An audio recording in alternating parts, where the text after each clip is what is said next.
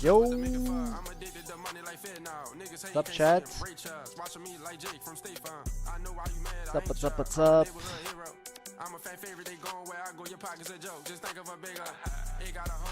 Let's grow 50 NL finally. The last stage of the challenge. Let me just open this.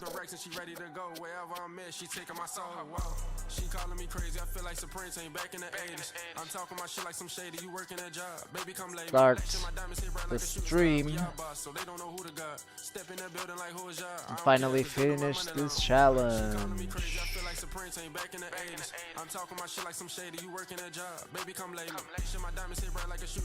Okay, let's go, chat.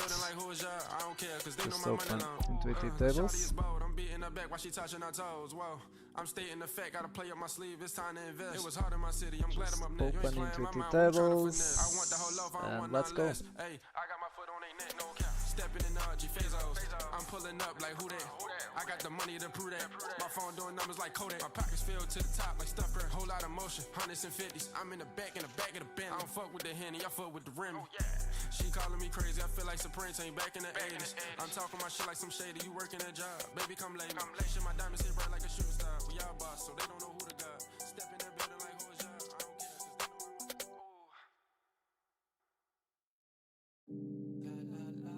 know. Calls the turn.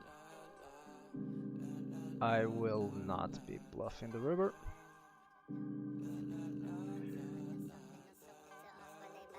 Try to mark as many players as possible. Hopping to London, not stopping for nothing. If not, I'll say fuck it and go on my own. Stopping discussions and popping the button. See you we are here. Some of them rocking one stopping from suffering, not stopping to ask why they back to the bone. Suddenly stubborn, they huffing and puffing and waiting for signs to come back to the home. Building my prophecy, steady shielding democracy. Pressure, feel it on top of me. Repeating monotony. Where there's wealth, there'll be poverty. Burning hell to the monastery. Yeah. Never speak to misogyny. At 3 bets, I will call against this sizing. Matter of time. Birds won't sing if you scatter those lies. Burnt no bridges, I damaged those ties. Learned something from the man I hold tight. Earned my ting, I've been at it all night. I speak on the matter, no deep in it. Cause I'm deep in the rhythm, alright. Got a right to prevail, step inside of my shell, no more fighting the L's. How many times did they cry for this help? Hear the sirens and hell got me biting my nails. Yeah, they like me to fail, but I'm riding the waves and not fighting myself. I'm hyper inside, can't wait for the CBD to go check the Queen 9. Yeah, we check all. But I wouldn't fail. No. Grey skies, but I couldn't tell. No. Well, same guys will be shining in hell. Yeah, that's fine. So let me get it out this way. Pain's like a stab from 1,000 blades. Lost track of self and I lost track of time, but I can see clear now my crown's in place. I will never go back to the doubting phase. Open my heart to this countless ways. Don't get me started, I hope to depart when I feel like my soul has been doused in flames.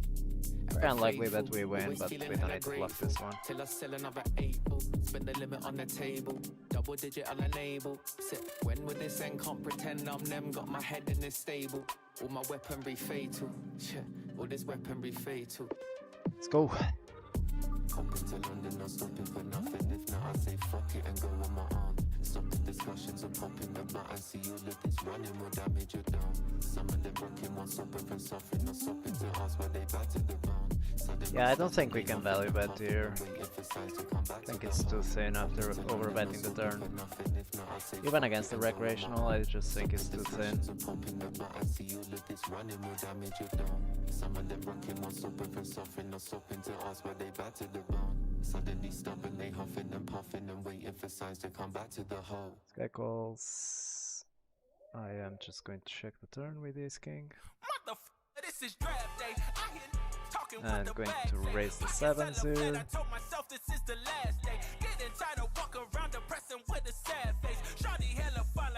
Wow, just doesn't even think about value betting there.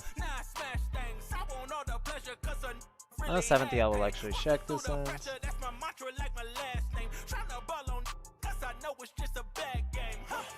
Tell them this is And good velvet. Yeah. Seems fine. Seems fine.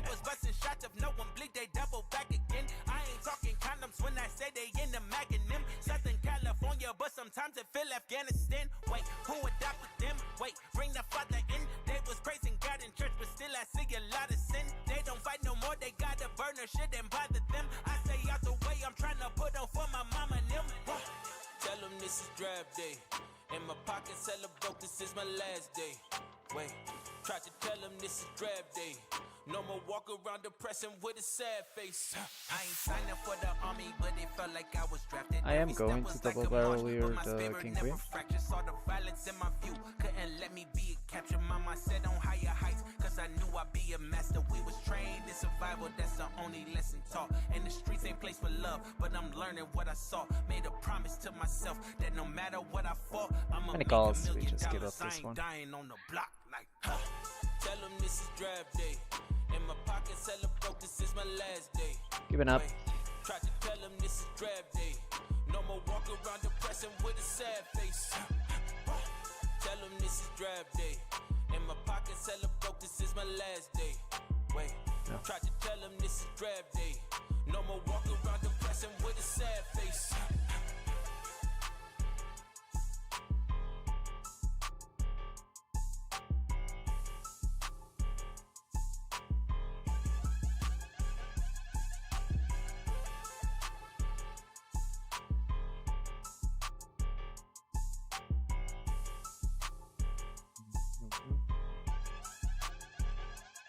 For the up pot, we could also check back this one actually, but I don't mind the up pot.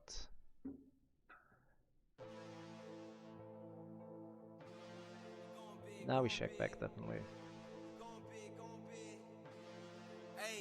And yeah, going to go check back. That's not a very good river. That's actually not a good river at all.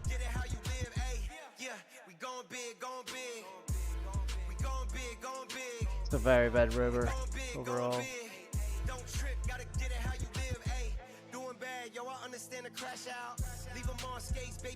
Having 9s is also not great, and the reason is that we block and like 10-9,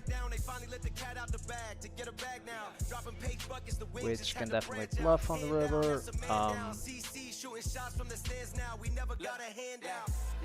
This is just not a call. Yes, sets, he has 2 pair, he has straights. Too many value ends in my opinion there.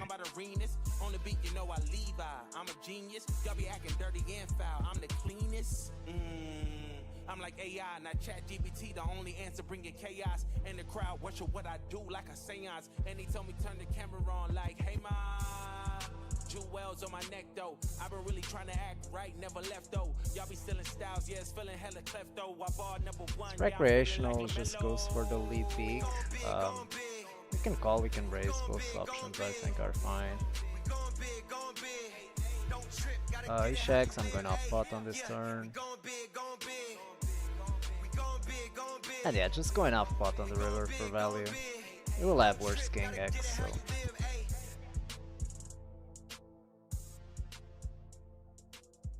Oh, that's unfortunate, obviously. Oh man. Hopefully we don't start really bad. That's obviously a value bet against the recreational. Like, guy playing. It's never pulling any king X, so.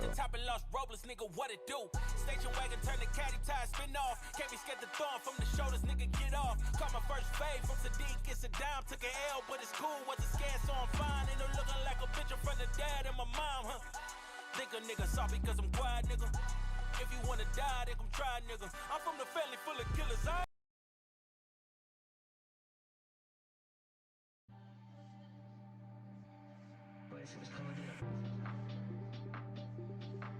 Going for a bet with the king queen suited.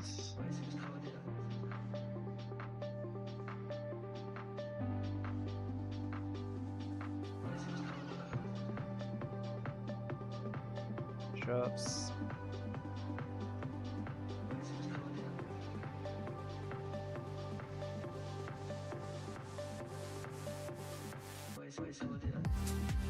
Yo, Matt. What up, what up? Thank you, bro. Welcome.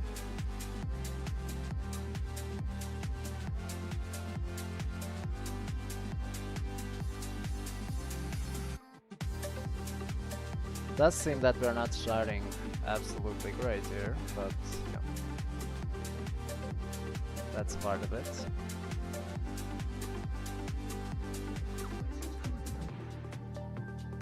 Yeah, definitely going to double barrel, but I will go 75 on this turn specifically.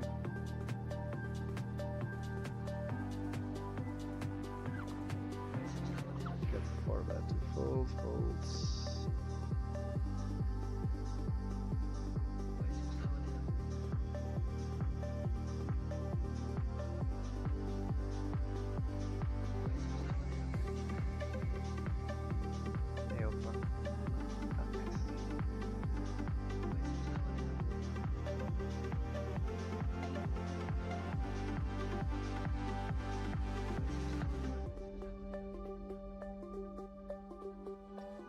Three bets, we're going to call one.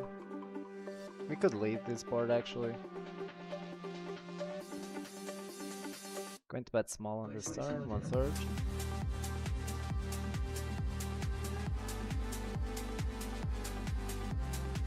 Getting the folds.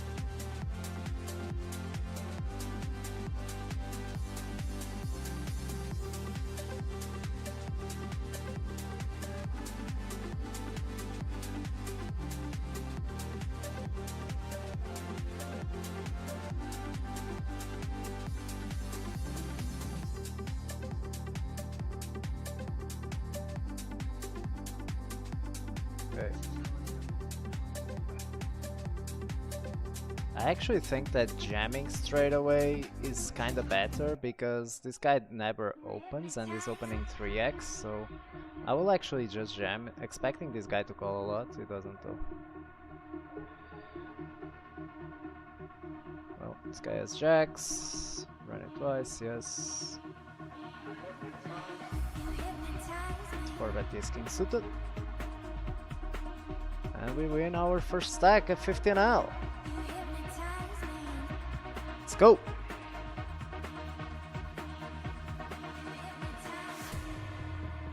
What happened here? How is the pot so big? Wait, what? Oh, I double barreled. Oh. I thought I had checked back the flop actually.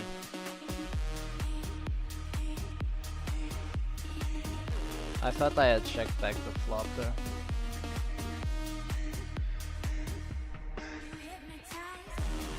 Let's go, guys.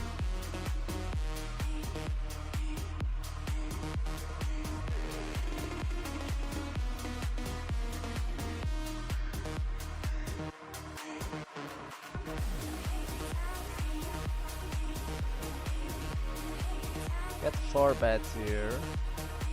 We are just going to call. Well, we'll have to continue one. That's for sure. Especially when it goes 10%.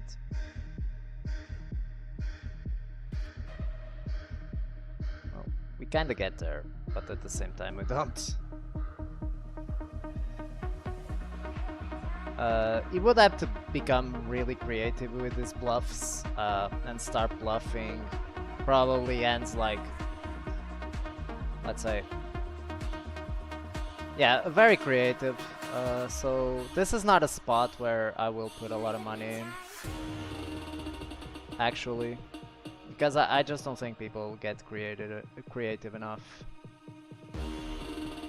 If he bets really small, obviously we have to call. Yeah, when he jumps, this is an easy, very easy fold, guys.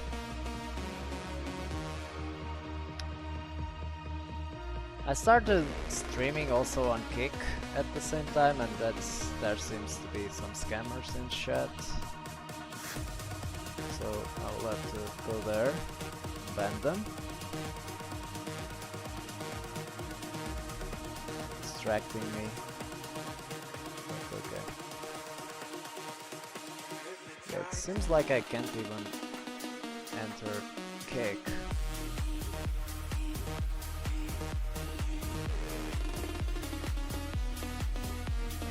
Ban this motherfucker.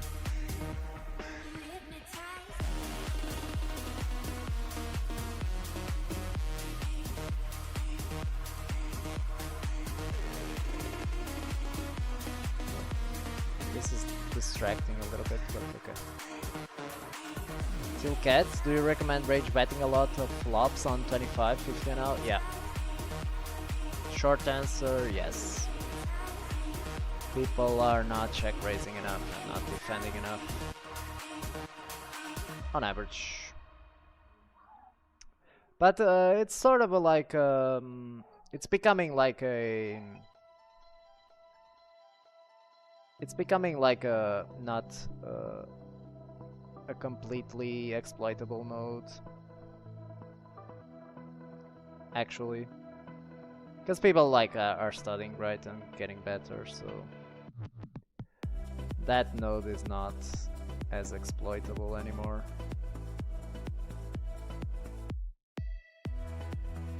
This king goes for value twice, obviously.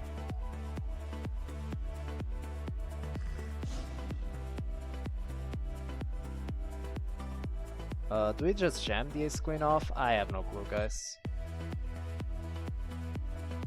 I will, but I have no clue, literally. Might be bad. I have no clue.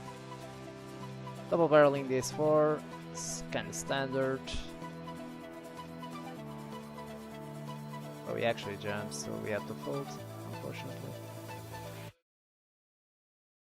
Do we though? Because he has some bluffs that are worse than ours, right? That's a misclick.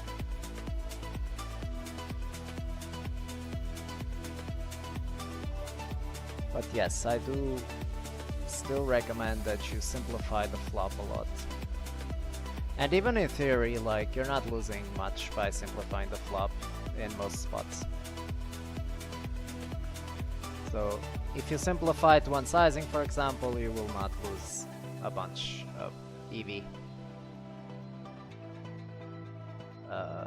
So yeah, like, obviously on the really bad boards for you, right, you should be more careful. But on the good boards for you, you can definitely just attack a lot. And yeah, everything will be fine, man. I would not waste my time on the flop too much. Yeah, pretty bad river. I don't think we can value bet now. Yeah. Looks like it was a really bad river. Not sure how the fuck these players are playing. Like queen 10 off? The small blind? Yeah, that doesn't seem too good, man. But okay.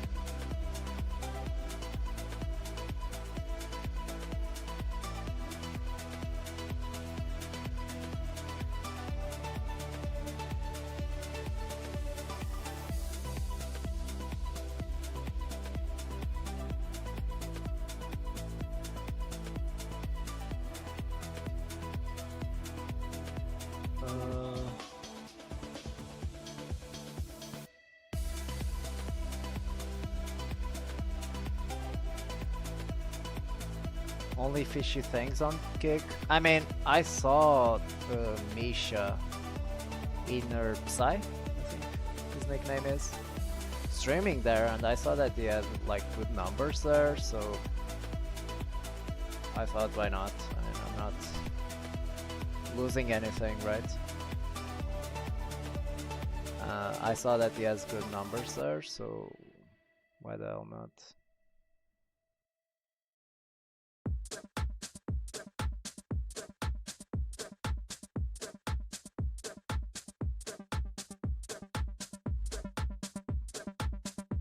guy goes off pot. Well, we just call. Nice one.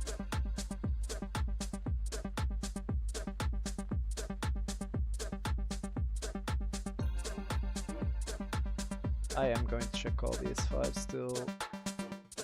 I am going to 4-bet the queens here and calling it off. I am going to 4-bet the ace-10 suited here.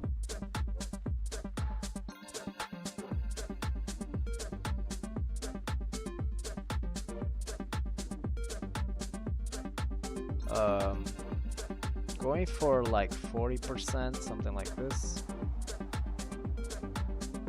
on this board.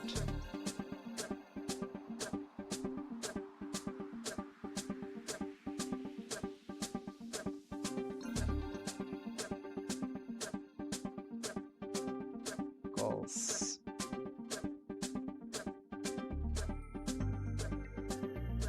He calls. Yeah, I think I will just check now.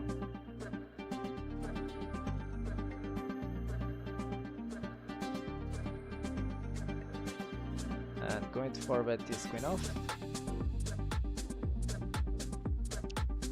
And we just check folds.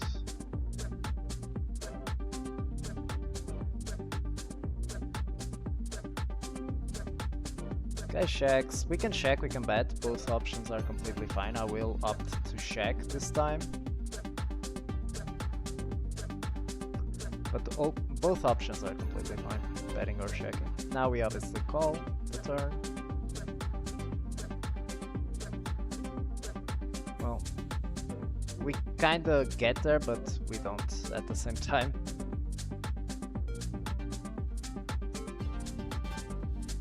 We bluff.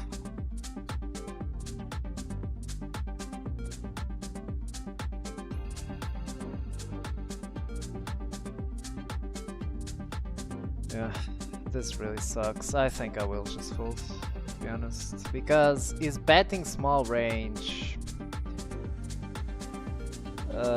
Yeah. I mean, doesn't seem to me that is betting over pairs too much there. And I don't think they will bluff enough in that situation there.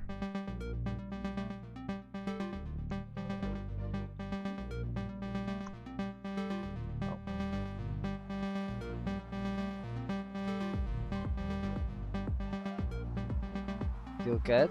So what nodes are more exploitable now? Well, that's a very complicated subject. In general, I would say that turns and rivers are much more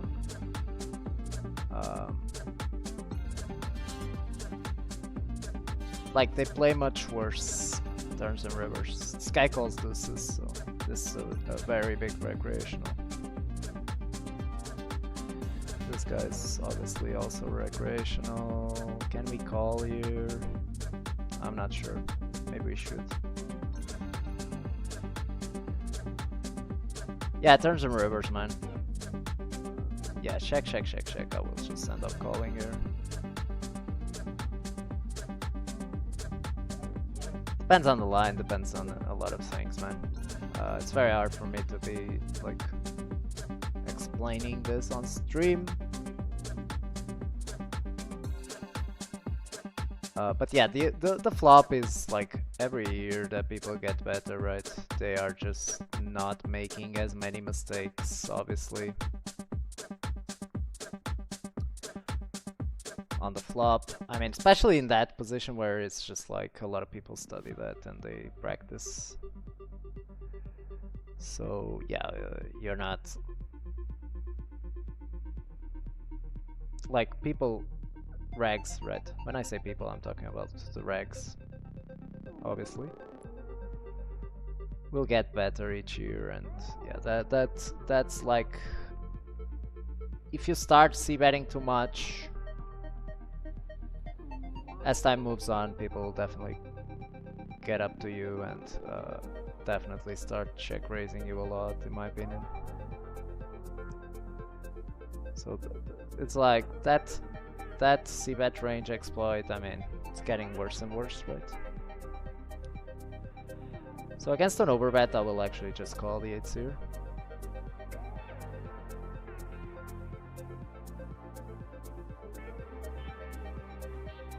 Well, ace queen is kind of a thing, but at the same time kind of not of a thing, because he shouldn't really... I don't think we can raise shove here, especially when he bets pot. Like, he's wrapping straights, right? And he has a lot of combos. 9-7, queen 9, now ace queen got there also, so... Yeah. I think he should go like for an overbet here as a bluff, because even 2-pair now on that river actually becomes thin, and so, like, to me pot doesn't make too much sense.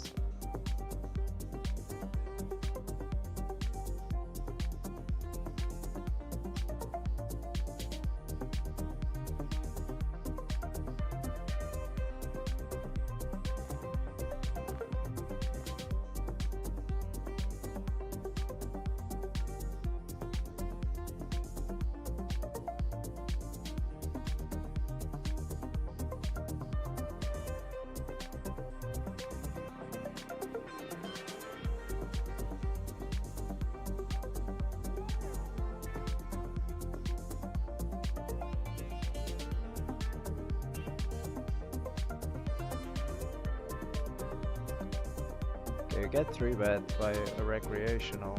This is a pretty good sign, generally. Yeah, I will just 4-bet bigger against the recreational. Try to rush money in, basically. Oh, jams. Yes, queens. Let's hope we can hold.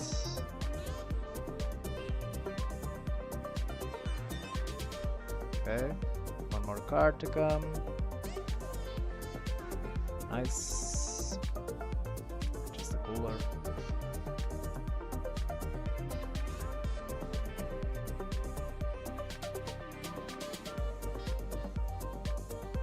Just a cooler.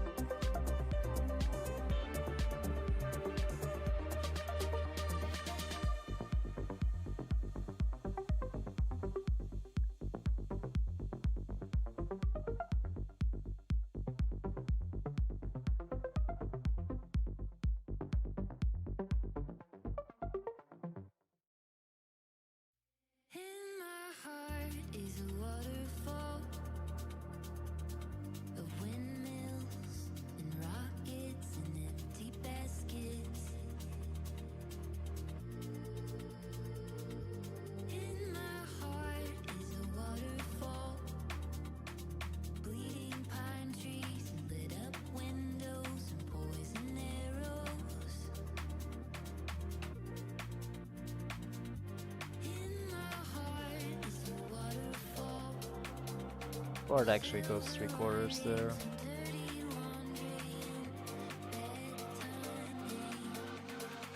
This guy.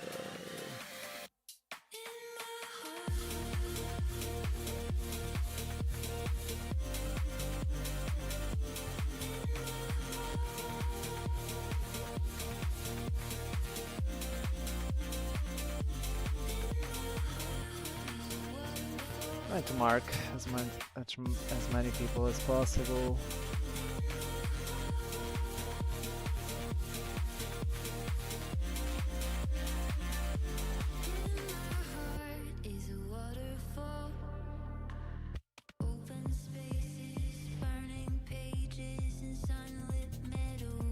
Guy actually checks. On a 61, I will actually check behind.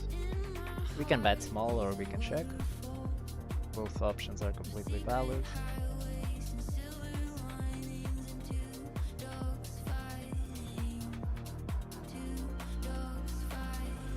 Should mostly polarize if you bet here. Yeah, I don't like this sizing too much here. It doesn't make too much sense in my eyes. Going to call. Here we just overbet. Pretty obvious stuff, and we can jam the river.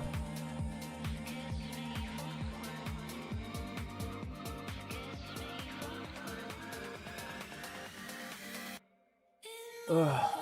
8s here. Well, we have to call the king check, obviously. And d8s here, bet check bet. Yeah, just going to fold. I need to call that one.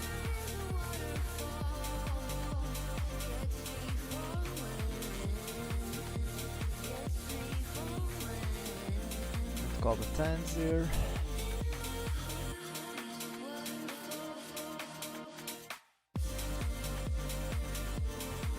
Is this a call? I guess 50% of the time it is.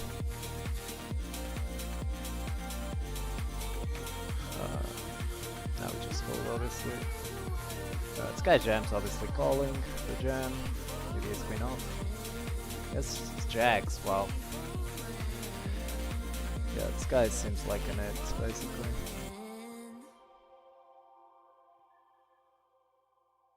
Ah, man, that really sucks.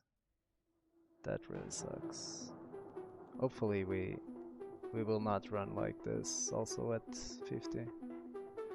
Losing every single flip and all of that.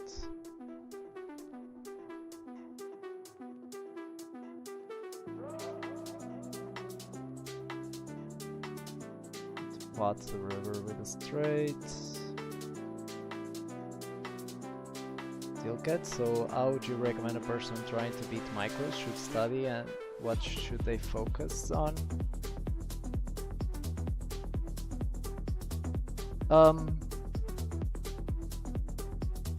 So that I can definitely answer. I've answered that question many times here on stream. It will take me some time to answer that. The first thing I would do is realize that a solver is the best way to study, in my opinion. This is just my opinion, obviously. In the end, this will always be just my opinion. Once you realize that you need a solver, you need to... Okay, you need a solver. Any kind of a solver doesn't really matter. GTO Wizard, if you want, by the way, exclamation mark GTO.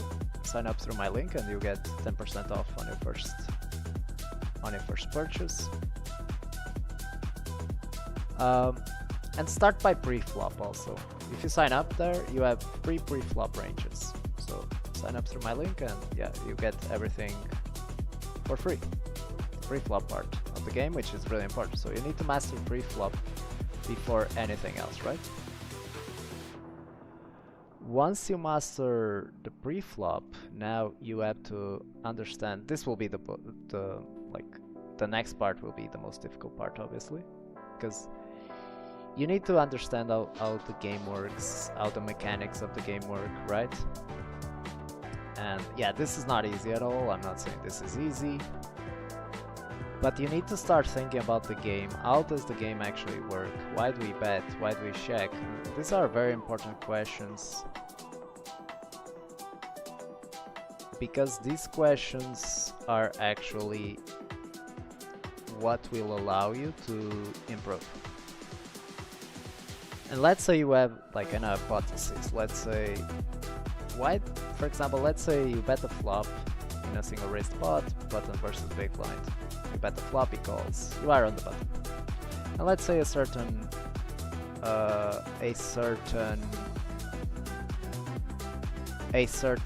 turn comes, right? Let's say it's a break. Now, in most of these situations, let's say you have a flop king queen 7 rainbow. Turn comes the deuce. that doesn't complete anything. In this line, if you study, you will see that you should overbet when you bet. You shouldn't use. You should mostly overbet, and if you simplify to one sizing, it will probably 2x pot the turn, right? So going, like it's going to go for 200%, right? Now you need to hypothesize, why does this happen? And you need to ask yourself this question. This is like a very hard question to ask, obviously. But this is the question that you need to ask yourself. And then you need to test this out in the solver, right? So you try out other, for example, other cards. And you try to see, okay, is it actually betting this sizing also on other cards? And you compare the two cards, right? And now, once you do this, if you actually, when you understand this, right? Yeah, this spot is actually trash on the river. I'll actually check fold here, guys, on the ace 10. If he shoves, I fold. There's no bluffs left.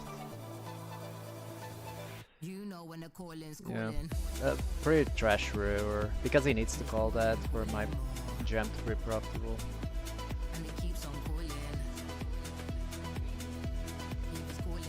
Obviously this is a shove with the nuts.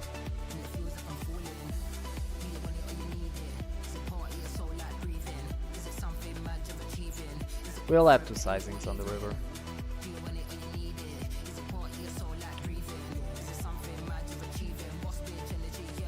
So you hypothesize, why does the solver bet this sizing? You go into other turns and you see, does it bet still the same sizing? If not, why? And this is the most important part, is like understanding sizings, because this will allow you to understand the mechanics of the game. So your first, you should always try to understand why the solver is betting, this kind of sizings and all of that. That's basically what I would try to, how to improve. This is what I did. I'm trying to understand the game deeply, trying to understand, yeah. For example, this doesn't make any sense from this guy. So he check raises the flop, he's saying he has a very strong hand, and now he's just betting small. So it's clear to me that this guy just doesn't understand how the game works, for example, right?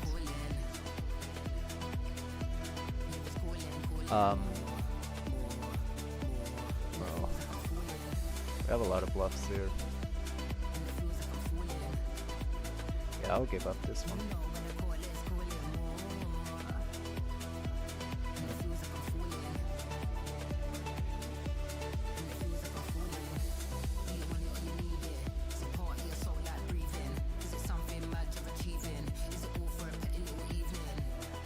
So yeah, that would be my advice, man. Try to understand the mechanics of the game by going to the solver, trying out stuff, trying to understand why the solver does certain things. Yeah, we can't raise now, we just go. Yeah. Yeah, that's an absolute atrocious play. So yeah, that's basically what I would do. Obviously, you can accelerate this process, obviously. Like, you can pay someone to teach you the mechanics of the game, and that will definitely accelerate your process. But that's kind of it. Like, there is no other way.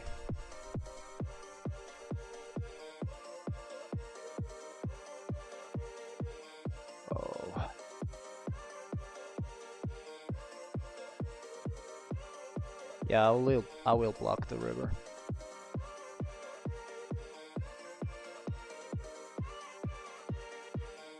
But that's kind of it. If you go by yourself, which obviously it's not easy, I'm not saying, like, you can do it. I did it myself. That's kind of what I did, man. Other people might have other methods. That's what I did personally. But obviously, I'm not saying it's easy.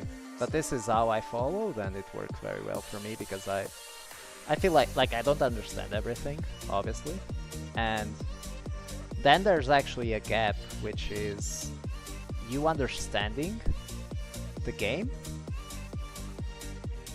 but then actually applying this in game, which is another task, right? So you can understand really off the table how the game works, but then are you capable of applying these theories off the table? And this is very important, right? And it's not an easy task, let me tell. Because sometimes I know stuff off the table, but then it, like with the time banks and the emotions of playing and all of this, applying is not always easy. So there's also that part, right? And this, what requires you to get better at this is a lot of training. Yeah, I don't really like barreling this hand with the ace of clubs, so this one just goes 3/4 on this card, and we can't value bet here for sure. There is no way we can value bet an ace, this ace, weak ace, I think. This is too big, and we're going to get punished probably. No, actually get rewarded. Yo, Exodus! Sorry man, was explaining something. What up, bro? Straight flush, yep. Yep. Let's fucking go, man. Let's finish this fucking challenge once and for all. Let's finish this.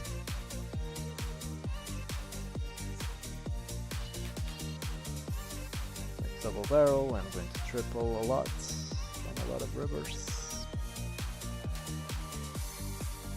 What's up, Exodus? You missed the morning session, but you can go rewatch it, obviously, on my YouTube or here on Twitch. But yeah, it's unfortunate. The hype was real. Finishing finally. Yeah, we just fold. Unfortunately, we had to fold the sevens. I would check jam. Yeah. If this guy folded, I would call the sevens there, a pair. I think it's strong enough. Not sure. Not 100% sure, but...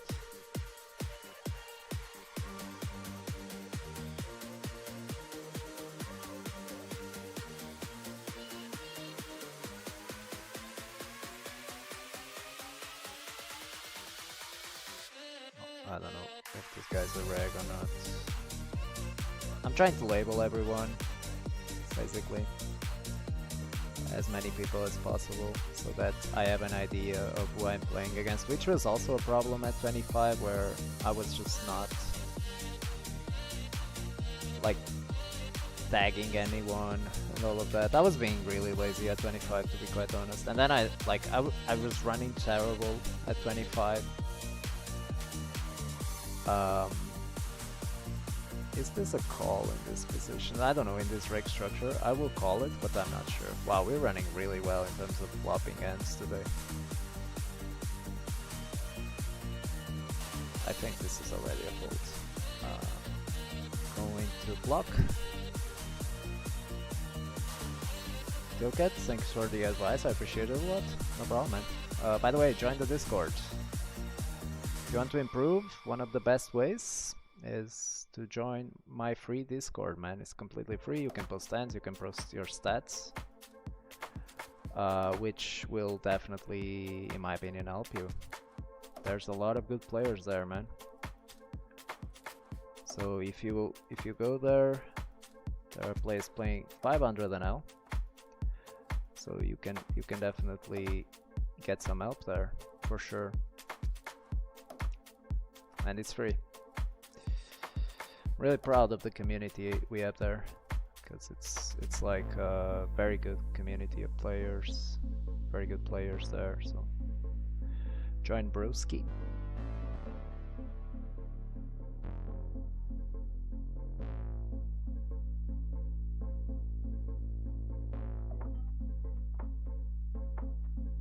I'm bigger on this flop with the 7. This guy's a reg, right? Very likely. So one of the things I will say is that at 50 NL, starting at 50 NL, now there are players that are playing for a living at this stake, which means that the quality of the games, especially when playing these types of fast fold formats, will definitely the quality of the games will definitely decrease. Right? Yo, Tilcut, thank you very much, bro. There's no need for that, man. Thank you, bro. Thank you for gifting us up. Really appreciate it, man. Really, really appreciate that. But there's no need, bro. Really. Thank you very much, sir. Yeah, this guy's a recreational, leaving randomly. I will fold, but I wouldn't mind calling, to be honest, against recreation. Doing random shit. Thank you very much, bro. Really appreciate it, Tilcut. Join the Discord, man. Oh, by the way, since you gave that, send me a DM on Discord and I will add you to the private group where it's just for, oh, it's for subs. Yeah, anyways, I will add you anyways, bro. Just send me a DM and I will actually do like study streams, like where I am studying. It's not a coaching session, okay, but like I'm studying and I will discuss with people what I'm studying and all of that, and it's only private. Oops, yep. It's only, it will be private on the Discord, so yeah, send me a DM and I will add you to that. But thank you, man. Thank you very much. Really appreciate it for the support. And yeah, if you have any questions, bro, just drop them in the Discord. It's definitely a very good asset for people trying to improve. It's free.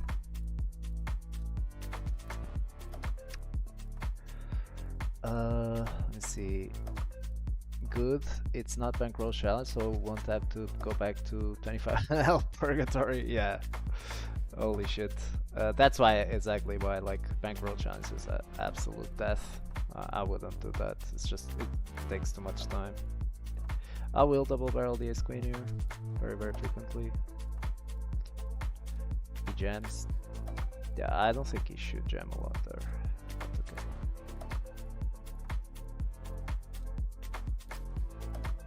So this is a recreational opening to this sizing. This actually, I will actually fold because his range is so tight that I think folding is better there, and we are very dominated. Exodus, I checked the results of morning session on YouTube. By the way, Exodus, also send me a DM, bro. I will also add you to that, no problem.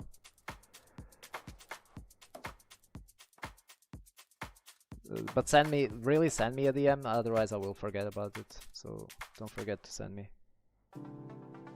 I'm here just for the rants and the graph at the end. Yeah.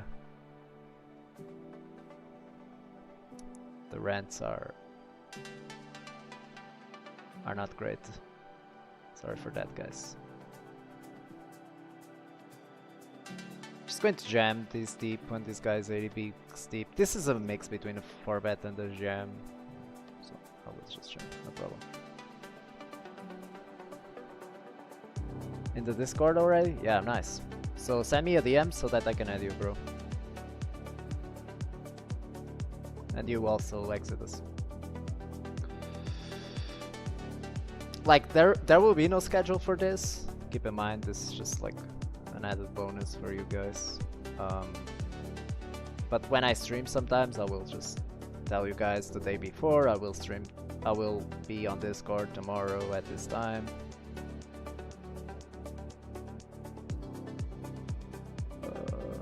And you guys can join the call and all of that. Yeah, I don't like barreling this. Oh, this one barrels. Oh, we get lucky. I do think this one barrels on the turn. Yeah, We just bet fold. We can call if he shoves, obviously. Nice. Queen Jack. King 10. Same thing. So yeah. It's kind of it, man.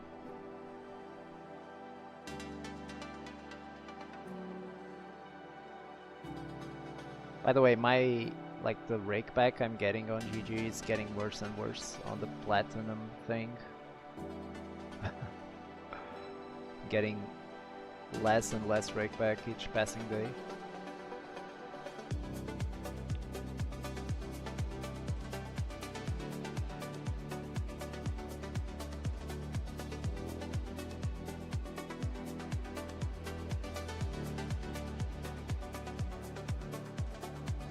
Yeah, like I was saying, the regs here at 15L, even though they will make tons of mistakes, these are regs that a lot of them, especially if you see like cheaper countries like Russia and all of this, a lot of them are making a living from poker. And so the quality of the games will decrease dramatically from this point onwards. And I would also, like, from 100L and up, I would recommend people to change their approach. I talked a lot about this. I think a lot of the professional players are making tons of mistakes in their career, where they are not playing good games, ever. Against the recreation 1/3 I will call. Deer I will actually raise. Against this sizing I think we just fold.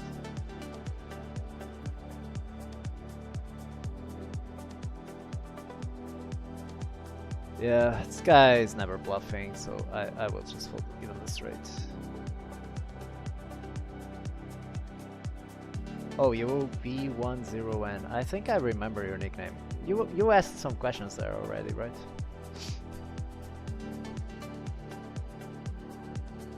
I think I remember you.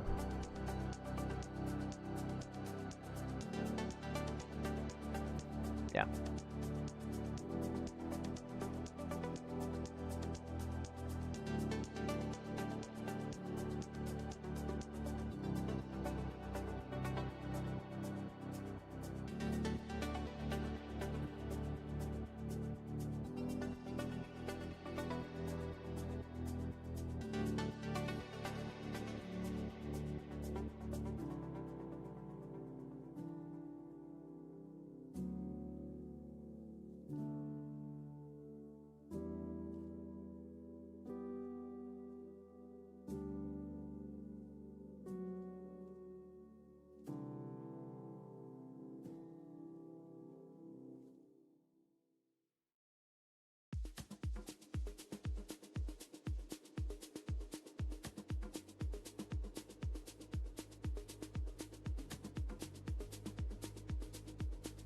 Rents are great. Nice, bro. Glad you like them.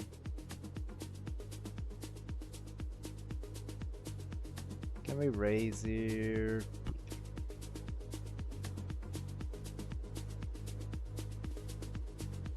I will raise small.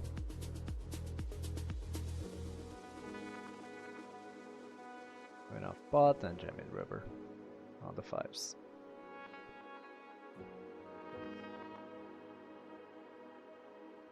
Oh my god, really? Kings? Great. Guess a recreational, I think it's fine. Wow, okay. That's interesting. That's it once. Nice. It's wheeled. Guys, I will be grinding a lot because on the 14th I will leave Malta and I'm going back to my home country for Christmas, and I'm not sure if I can play on GG there. I can't play on stars there, so it it will be basically a gamble if I can play on GG, which means that if I don't complete the challenge in the next, like, even less than 2 weeks, it means that I will not, if I'm not able to play on GG, I will not be able to complete it in my home country, so I will grind a lot for the next days, long streams, and yeah, hopefully we can not run like shit, like we ran at 25, and actually complete it after the 4 cans. So I will have to make 4 cans at least in the next 11 days at 50 and 0. How much is that? That's a little bit less than 4k ants a day, which means, wow, that's a lot of ants. Actually in the next 10 days, because I'm going away already on the... Yeah, that will be complicated actually. I'll have to grind like a motherfucker. I will have to grind like a slave, man. Anyways, hopefully I can play on GG there. That would be cool. Wow. Yeah, that's a fucking crazy shack back. I'm going to check the 5-4 here.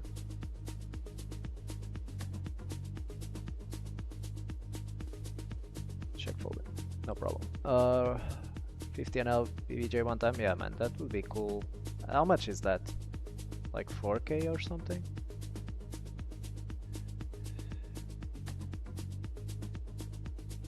Okay, going to 4-bet the Ace King suited, pretty obvious stuff.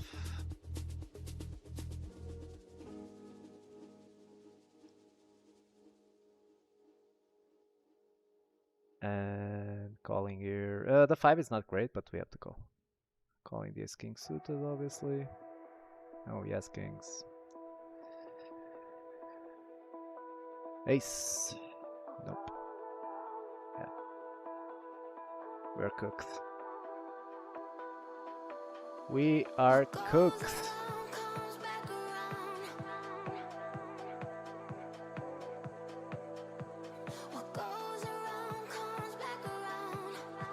Cooler.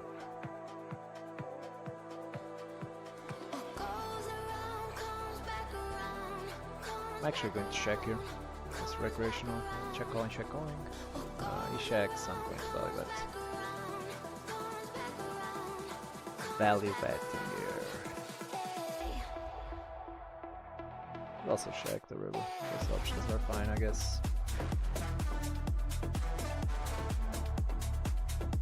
So yeah, we need to grind a lot, guys, in these next few days.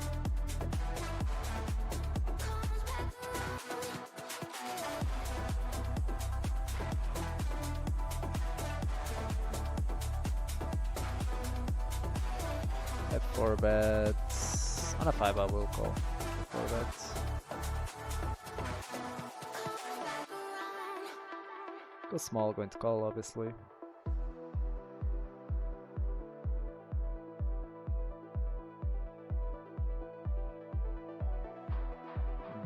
Go small again. I am going to call again. We will want a gut shot.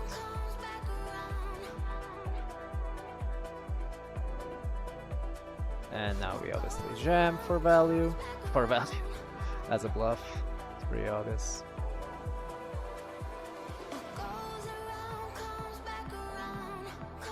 Nice.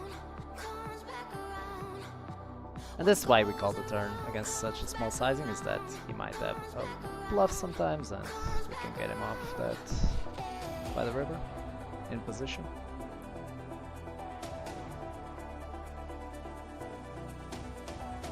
Yeah, Queen Eye still beats something. Doesn't beat that. Here the ace is just a pure shove, guys. When this guy called 4 bets, this is just a pure shove. We don't play any other way. We don't 5-bet, we don't call ever here, so we shove or fold. Well, we are 150 deep, so it's kinda different, right? I guess.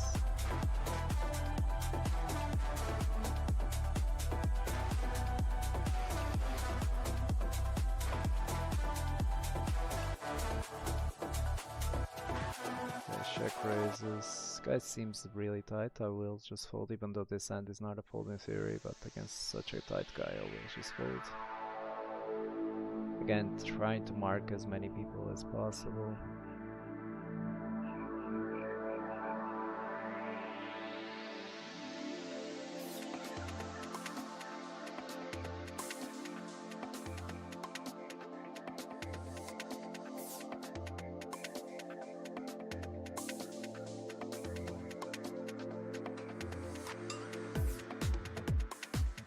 Guy 3-bets, recreational, going to call. Little bit, I will let him check. I'll check call.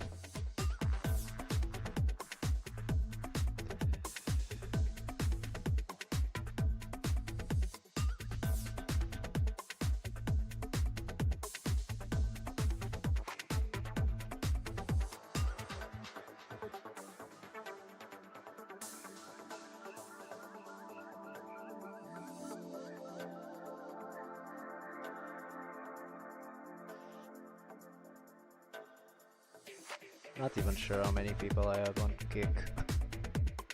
If I have any. I'm not even with the thing opened. Seems like I can't open kick in Malta, which is pretty weird. Not sure what the hell that is about.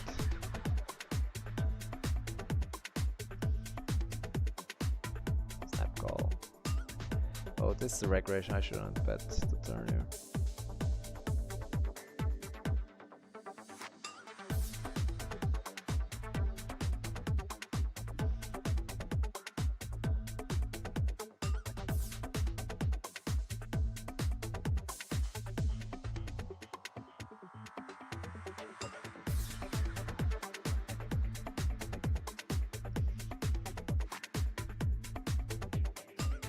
A lot of these regs are really weird on GG, in the sense that they play like kinda good stats pre, but then they just have no clue what the hell they are doing post flop.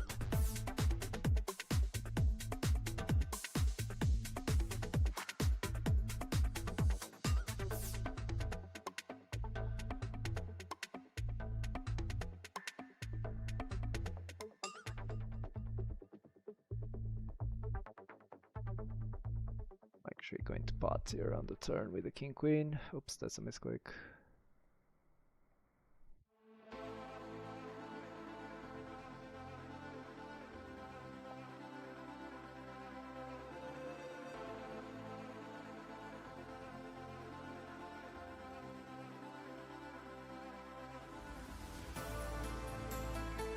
I'm going to bluff the king queen here, guys.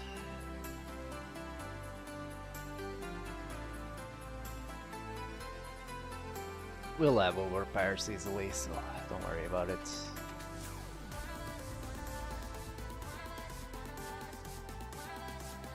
In value is 4. It's 4i. Not sure what you're talking about, bro. It's kind of hard to be a streamer when it's like I have no clue what people are talking about with it relay.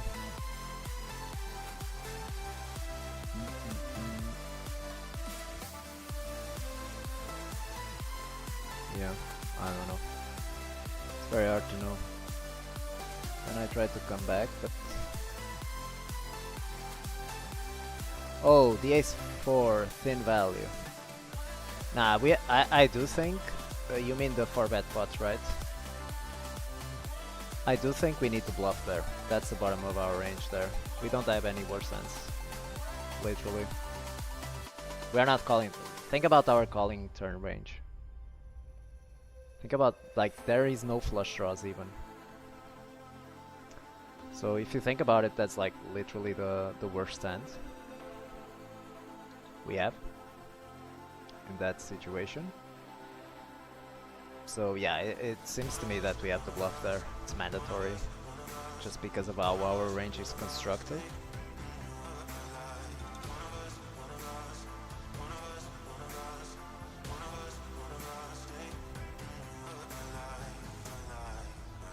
Here, and yeah, I will bluff the 8-7 here.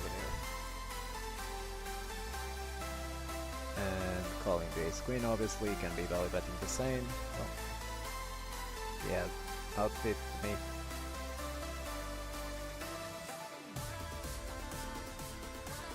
King 6. That's very optimistic in my opinion.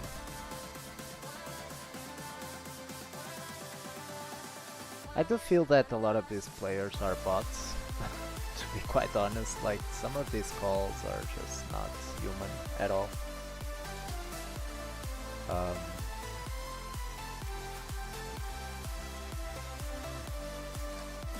yeah.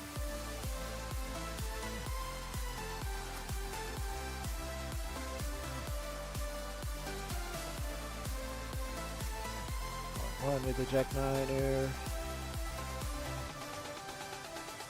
Very good river. All in all, I'm gonna check. Because he's wrapping a queen or better on the flop, right, with that sizing, so... Wow, he actually bets big there.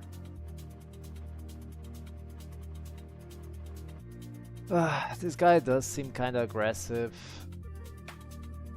I will end up calling even though this does seem to suck, but I will just end up making the call. We're going to see a queen a lot, but yeah. Surprising check on the turn there, to be quite honest. Very surprising check on the turn there.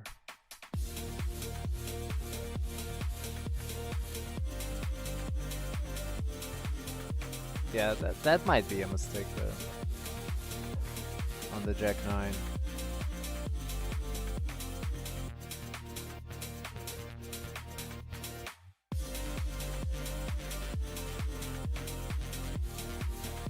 He's force checking.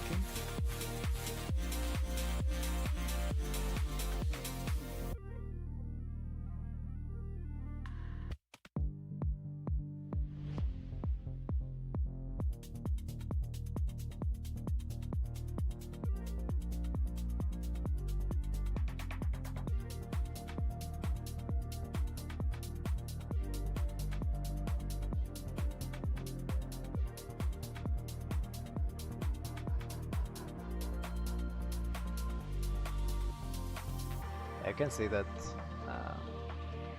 some of these players are trying hard. Yeah.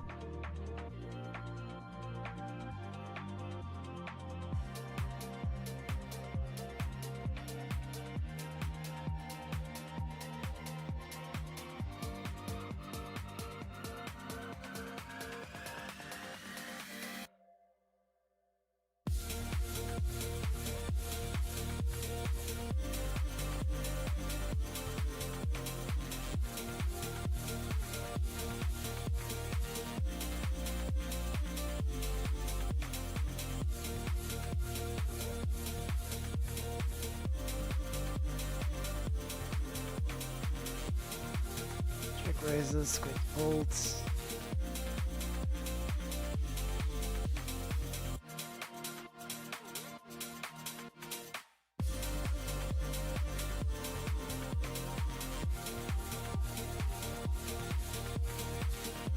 Guy 4 bets, this is really fucking scary.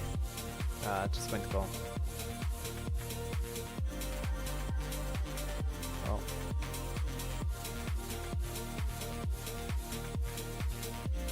Well.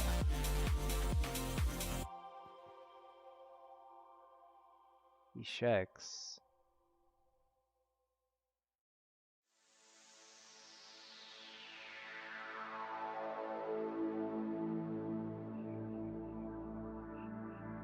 Actually going to bluff here. threes.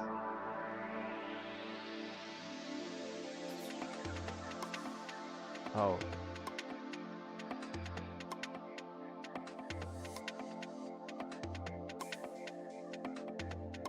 Yeah, queen 10 without the blocker, we just give up. What a terrible call on the turn. Jeez. Yeah, I don't think I can call here. Okay.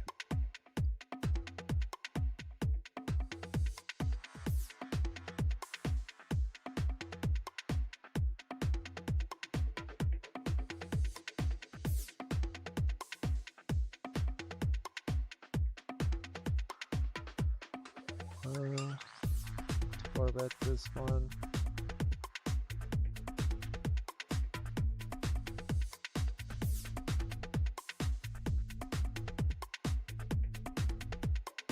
Come on, bro.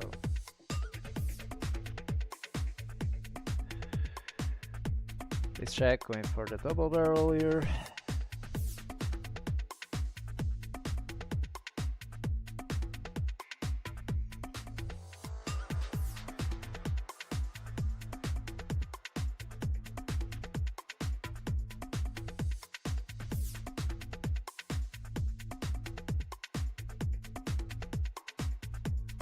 Really?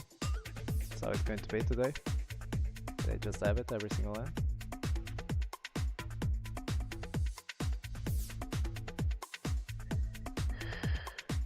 Ugh.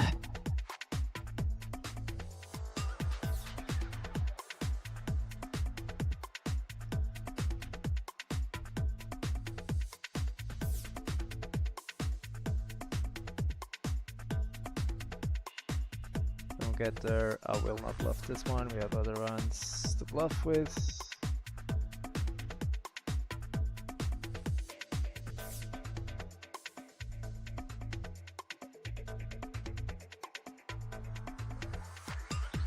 Going to 4-bet the queens against this small sizing and calling it off, obviously.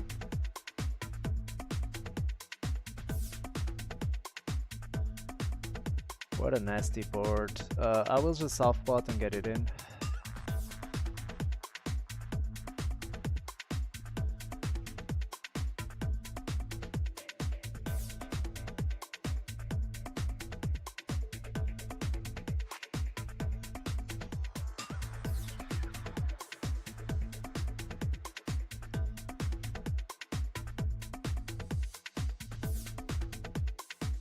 Or betting the,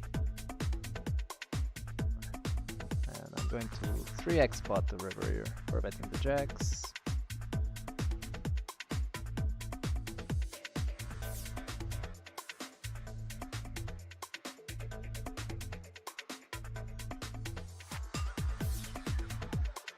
Oof, call.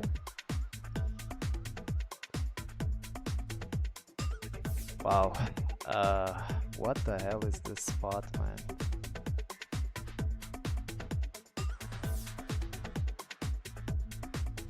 Going to bet really small.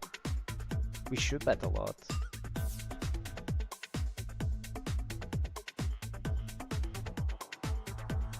Not sure what the hell is happening in this end, to be quite honest with y'all. What does he call with? Yeah, now we check, obviously.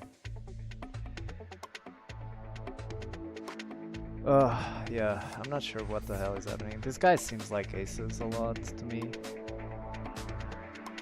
Yeah, that's small. We just can't call it. His range is just way too strong. In my opinion, it's just way too strong of a range there.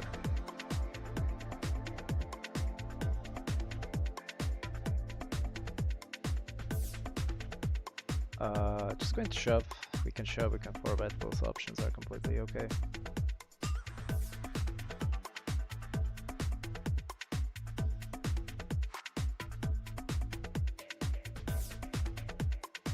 For 3/4 on this turn.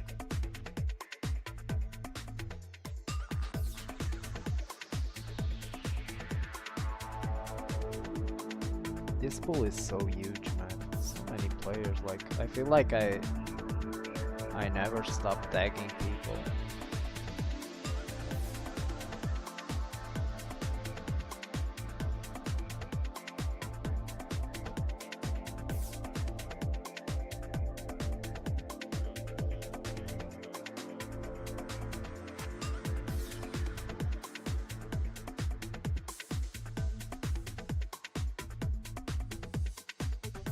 Are they bots or just stations we who can't find hold button? Maybe. Maybe this game is like really stationy. Might be. Well, the data says otherwise, even on GG.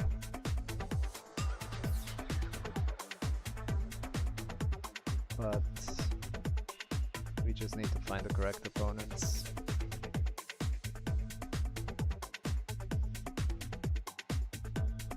It's definitely very passive. That's for sure.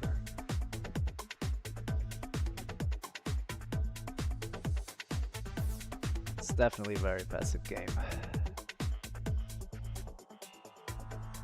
Because it seems like people are just playing for the races, which, I mean, this is terrible for the game, it's terrible for them. But it does seem that people are just like clicking buttons all day, trying to flop the nuts all day. Which is like, I'm not sure how this can help them.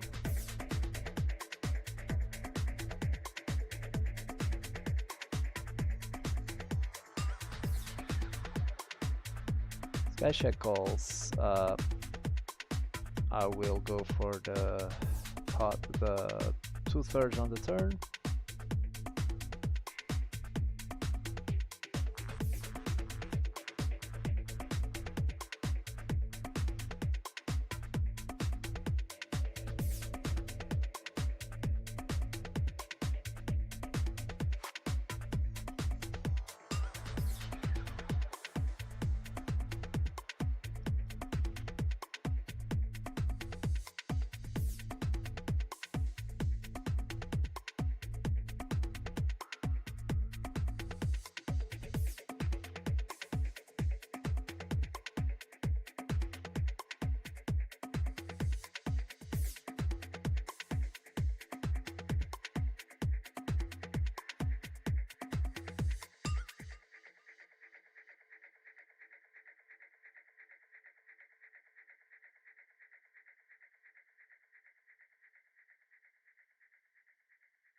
And yeah, King Jack just doesn't bluff. It's too much. We start bluffing the King Jacks. That's fine. That's fine.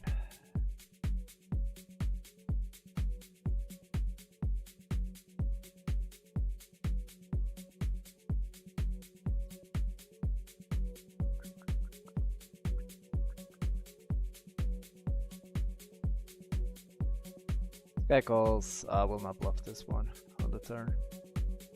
Oof. Call.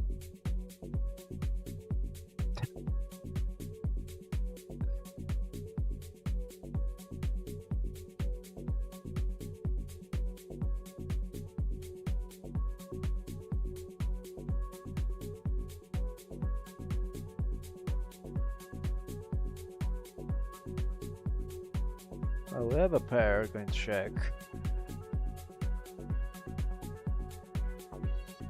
Oh, but I do think I will just fold against the tighter player.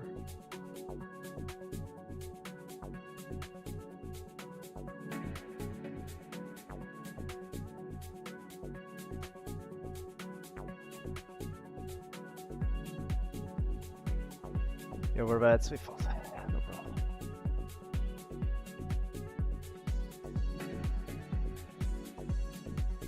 Four bet kings.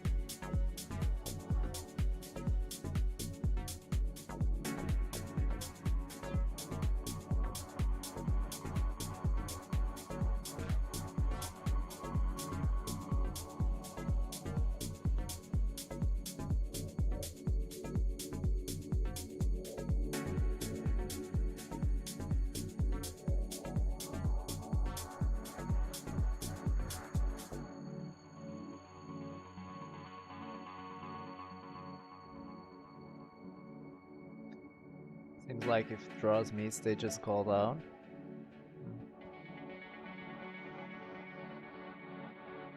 Well, I'm not sure. Anyways, I don't think. I think they will still lose money. If they are calling too much, they will still lose money against me.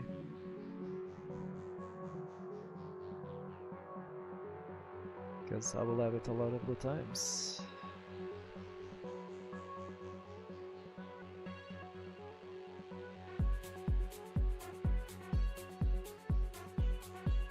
Really? Snap raise? Really?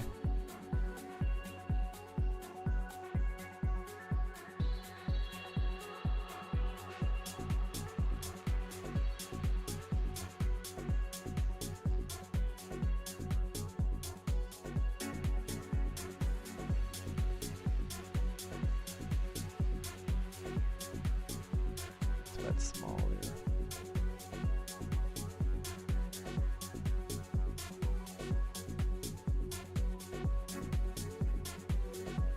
Rebad river, go and check out.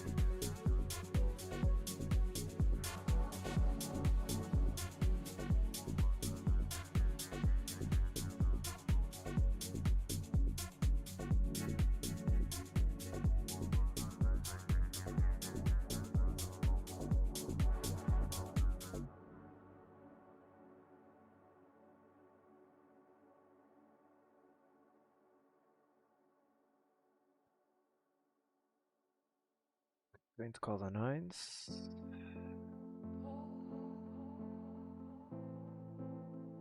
Going to bet 20 checks.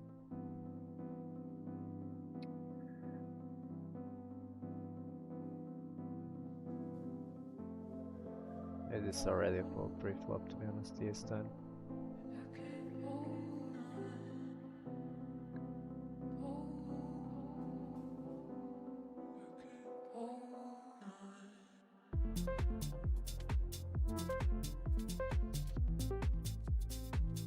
Well, we get there. Now we just barrel and shove a river. Very nice river, we have the nuts, guys. So, yeah, it's probably a recreational, which also makes it even better. Nice, let's fucking go. Yes, this is a station, guys. Exodus is right, bro. Exodus is just always right.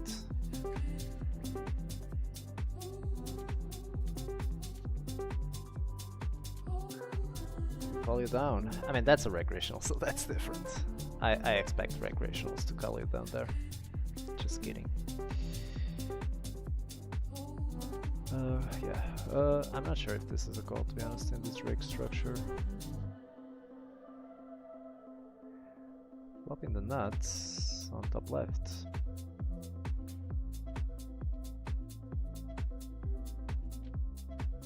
Yeah, off pot I call. Yeah. And yeah, just going really huge. If they always call, then they are going to. Oh, this is a recreational actually. So.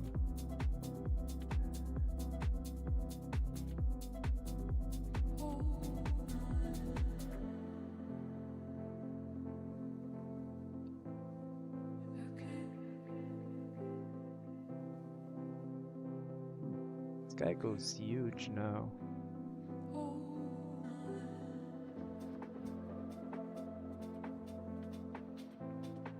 This is kind of weird, right?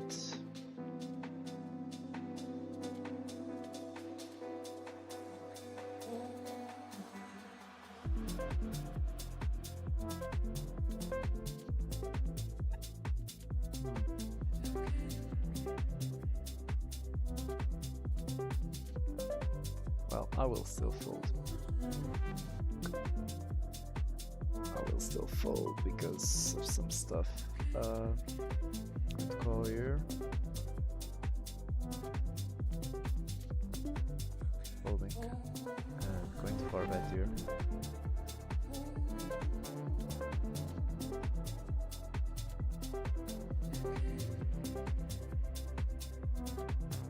Yo, Clean Sherry, welcome, welcome, bro. Yeah, the comments also work on YouTube.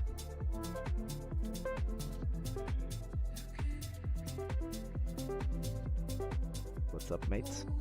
It just takes a little bit for the bot to respond.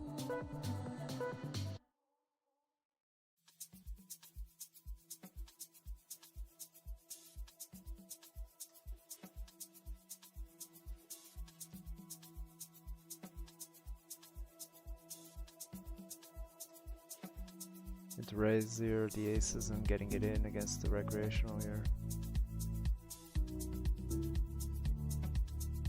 Wow. I am actually going to overbet here. And if he jams, we fold. I mean, we shouldn't fold actually. Well, yeah, we should fold if he jams, obviously. Jesus fucking Christ, that's such a sick spot. Unreal, man. Just fucking unreal.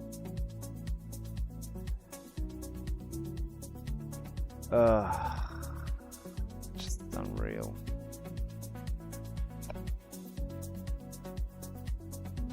Unreal, guys.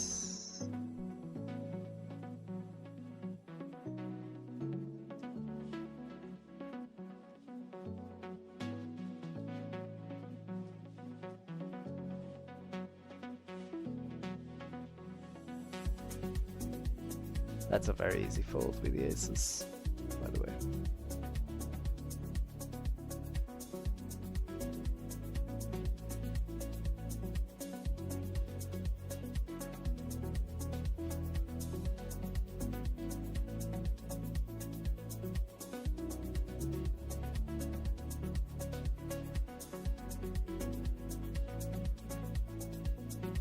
On this roll I will check raise the king 8.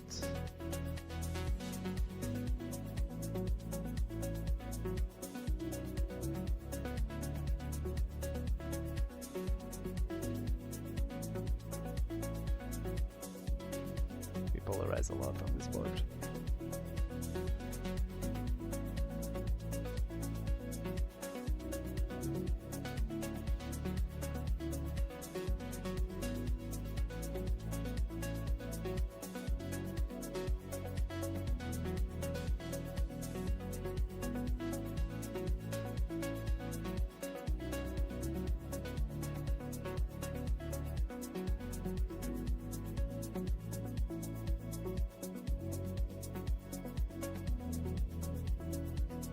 Recreational raise is huge.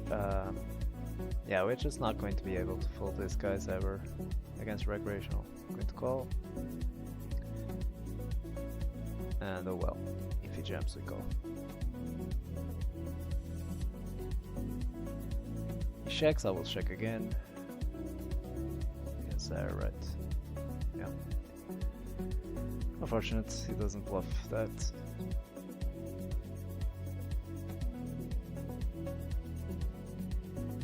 I would never fold.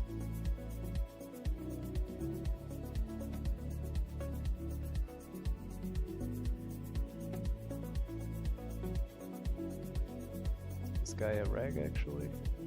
These stats are very confusing to me.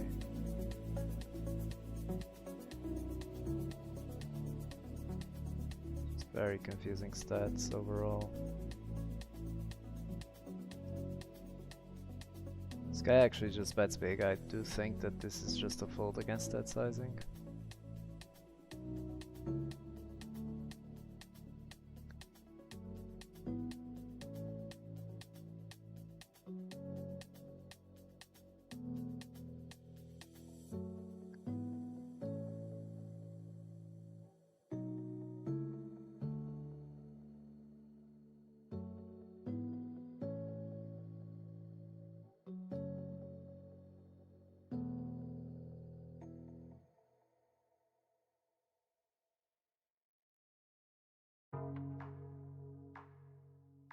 Oh, really? 10. Oh man.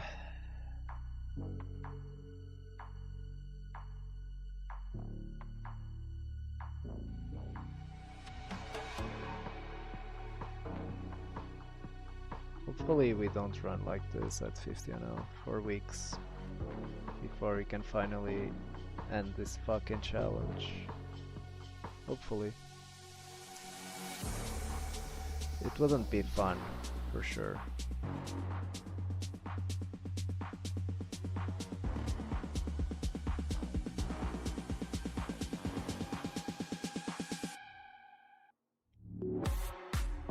Let's keep going. Let's keep going.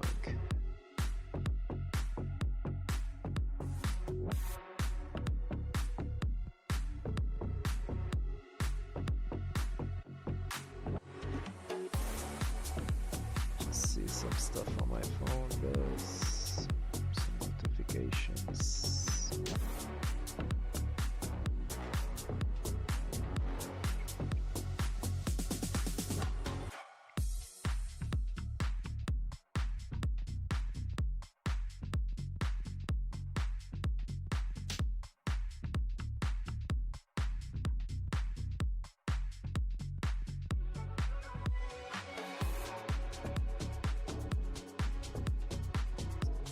Guys.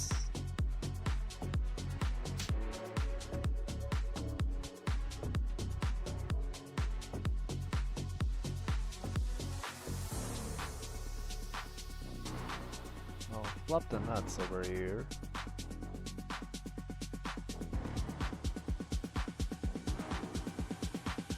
Definitely going to check raise.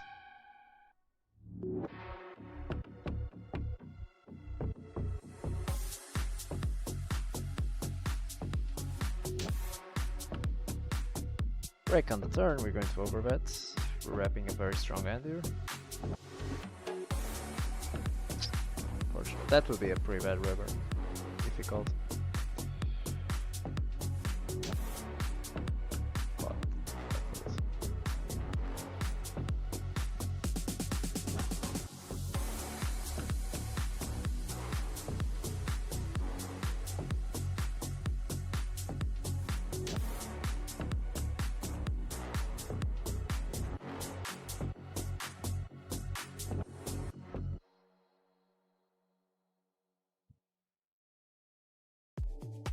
going for half pot here.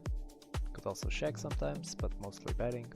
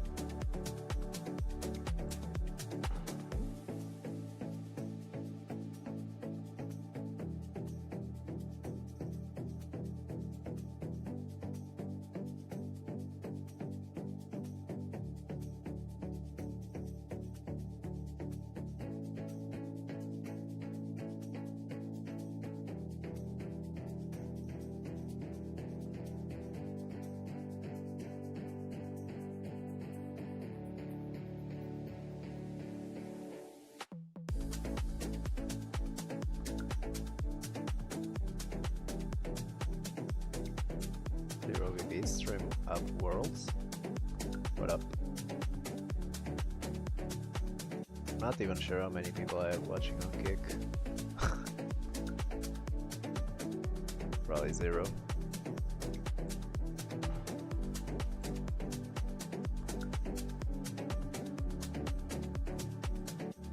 Probably zero.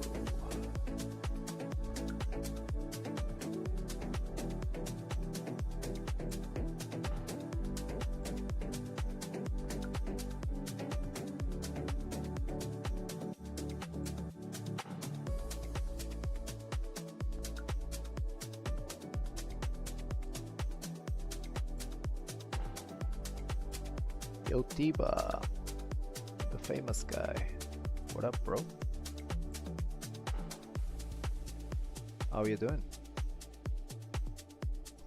Since being famous. Just kidding, bro. Do you feel like this variance comes from the tightness of rush games since you are not table selecting, like in rag tables? Like your win rate will be lower at rush games always. Like there is just no way. Everyone will have a lower win rate in rush games, which means that you will face higher variance in general. Not higher variance, but basically this guy's raising randomly huge. We can't call against this sizing, I think. Yeah, obviously get good. Off put. Well, call one, I guess.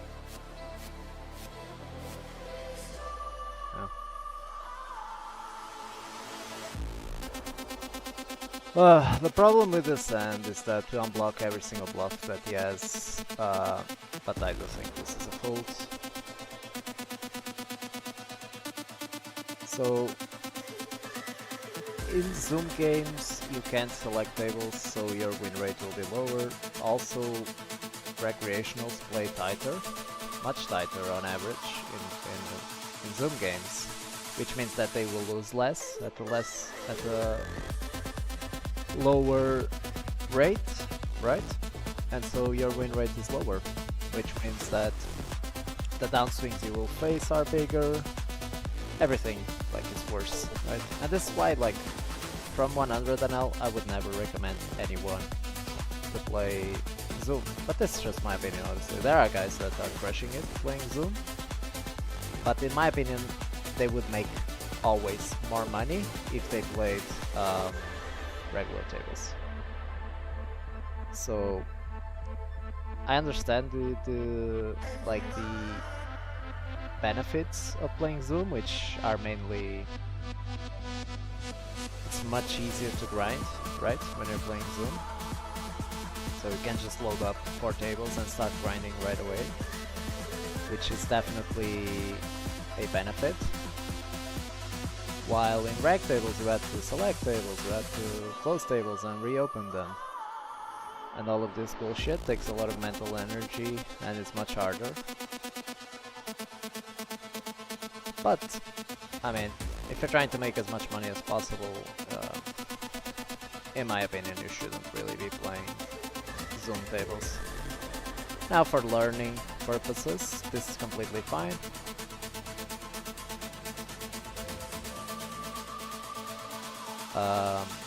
Is this a call? It's pretty close.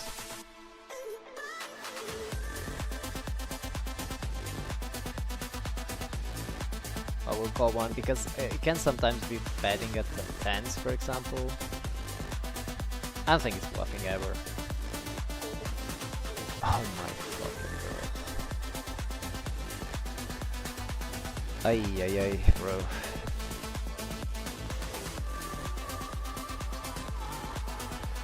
So for learning purposes, I do think that Zoom is completely okay. You will get ends faster, so you can train the things that you learned faster, right? And so for that purpose, I think Zoom tables are completely okay. But for making money, like once you get to a stage where you are playing full-time poker, I really think that Zoom is a mistake. It's a colossal mistake for professional players. Because let's say you play 1k ends in Zoom, which is the average.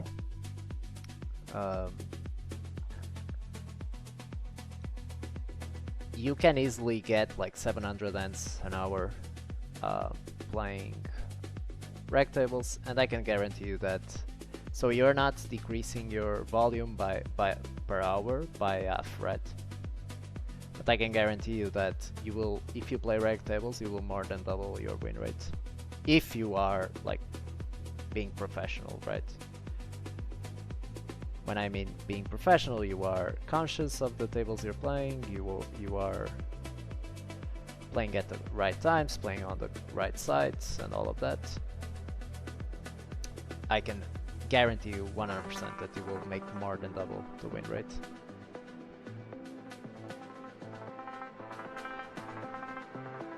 So yeah, in my opinion, it's a colossal mistake when professionals are just playing Zoom.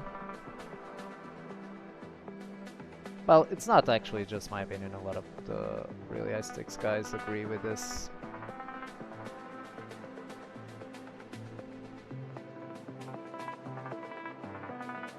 Just doesn't make sense from a money perspective.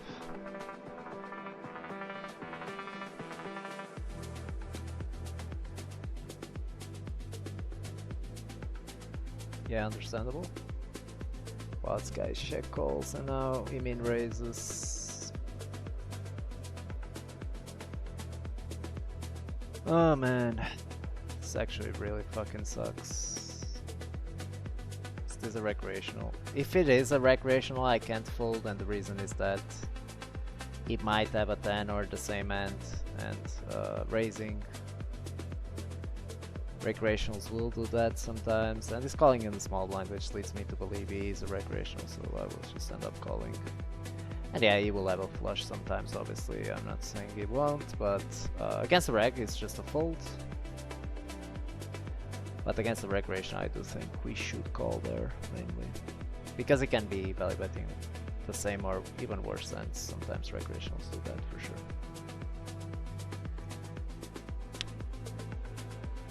So yeah, that's kind of my take on the reg tables versus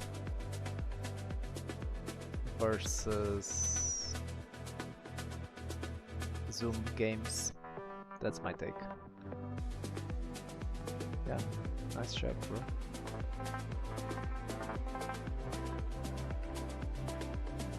If you're trying to make a living from poker, you should definitely go into the reg tables, in my opinion.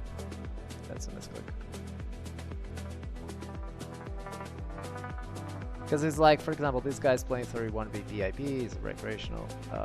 If he was playing like reg tables, he's playing like 50 VIP or something. So. But since he can fast fold everything, right, he doesn't need to wait. So, given that, your win rate will be lower. And also the fish to reg ratio, right? If you look around, like almost all of these tables, I'm just playing against regs, right? On reg tables, you can actually select and never play on a table where there is not even one recreational. So that's kind of the idea here, is that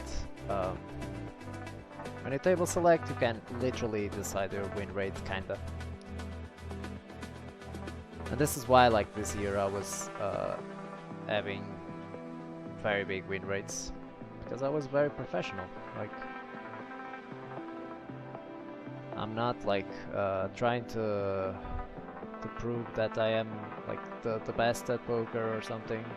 I'm trying to make money, and if you're trying to make money, I mean you should yeah, be very professional regarding this subject.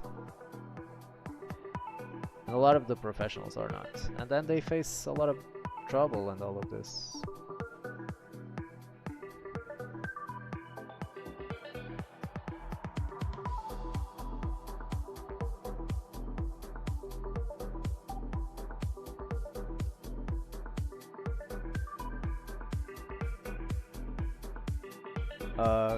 Exodus, can you even table select on GG or just have to cycle through random tables until you find a good spot?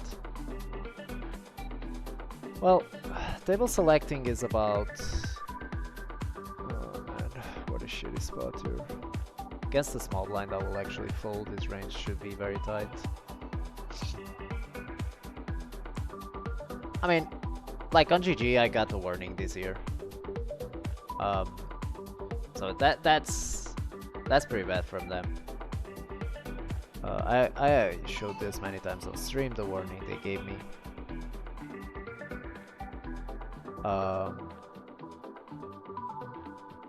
So on GG, I don't know, like if they feel that you are, I don't know what criteria they use. I was definitely not bum hunting or whatever they say. Like I'm just selecting the tables before I join the table. I think that's allowed. I'm not sitting on random tables, that's for sure. And that was just like adding 2 tables to my grind on GG. Nothing more. Literally, just 2 tables. I was just called the queens here. It's like I was selecting the tables, I was joining, that's all. And after winning for a bit, they just sent me a DM saying that I got a warning. Yeah, I will just go for the off pot here on the river. If he jams, I fold. He's never bluffing. It will be unfortunate if he jams. Nice. Yeah.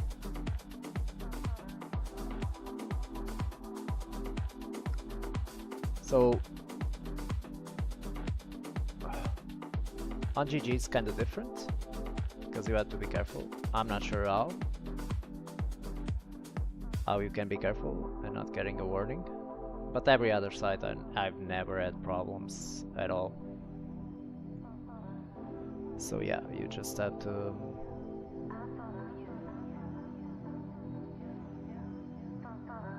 This guy actually raises. I will just jam, and the reason is that if he has a flush draw, he's never folding now. Does he have random ends? I really don't think so. I mean, I will just call. We can't fold now against 4 off pot. If he has ever a random bluff, who knows, right? Yeah, we just can't fold, guys. Ever with a set. Who the fuck knows what recreational? Yeah. Case in point. And now he's going to shop, right? He's going to shop. Oh my god. Oh, guys, I can't believe that this run will happen at 50 an hour. All the spots. Really? Oh man. Ay, guys. Yeah, that if that starts happening, we will not be able to complete in 4 games, obviously. Just like at 25. That's a misclick. The 5s. Case in point, to do that 8s. That's actually very crazy. Diva makes a lot of sense. Also, having a bigger win rate most likely will make you keep playing. Exactly. Yeah, that's another factor, right? So once you start like having a worse win rate, your confidence plummets when you get a downswing. Your life is much worse, man. Like. Guys, if you're playing professionally, don't play Zoom tables. You're just like... This is bad for me that I'm saying this. But, I mean, I have to be honest, like, that's the biggest fumble, in my opinion, is like... Professional players actually playing these games, this is a rake trap. Not only a rake trap, it's like... It is a rake trap also. Where you're just grinding to pay rake. Like, and you don't have a win. Like, no one, like, unless you are a top, and even if you are a top player, like, it doesn't make sense, because if you are a top player, you play reg tables and you get even a higher win rate. So what's the point, literally? If you get a higher hourly playing regular tables, always, I believe that every single person would get a higher hourly. Why are you playing Zoom tables? Only for the comfort, right? Of like being able to just start grinding right away, loading up 4 tables and start grinding. I will just jam. Unfortunately, this guy will have a better end sometimes, but yeah, that's kind of life. So you have 9s, 8s. Oh man, this fucking nits. Nice. At least we shop. Oh, let's go. Let's go. Punished for being a fucking nit.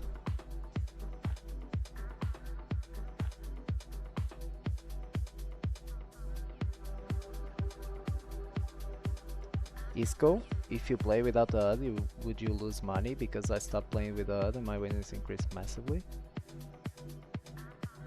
Wait, I need to reread your question. Just 1 second, bro. If you play without the HUD, would you lose money because I stopped playing with the HUD? Your winnings increased massively? Yeah, this guy's on it. I use the HUD very minimally, man. Even when playing on other sites that have like post-flop stats and all of that. It's not something I use a lot, to be quite honest with you. So yeah, I think I would do fine. To be honest.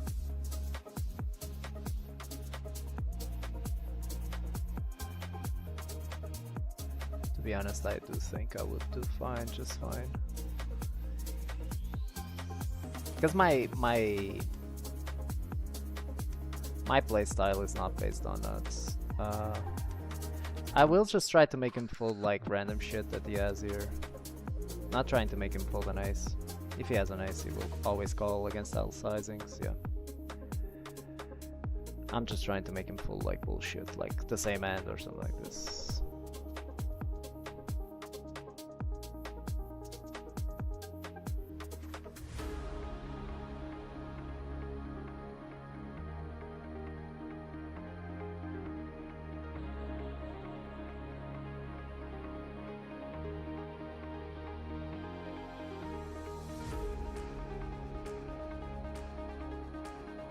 And this is kind of controversial, what I'm saying, right, with, about this topic. But it's my honest opinion, and I might be wrong always, of course, like, obviously I might be wrong, but like, I would be very surprised if I see someone making less money per hour at regular tables when compared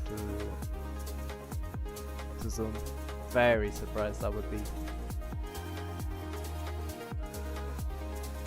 How many hands played in the challenge so far? Exclamation mark. I will do it for you.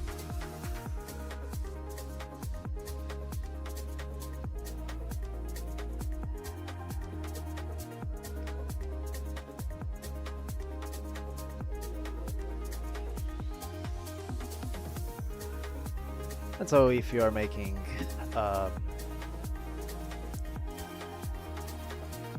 it's kind of loosey-goosey, to be quite honest.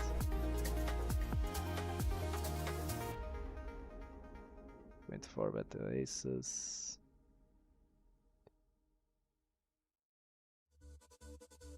I should have went bigger.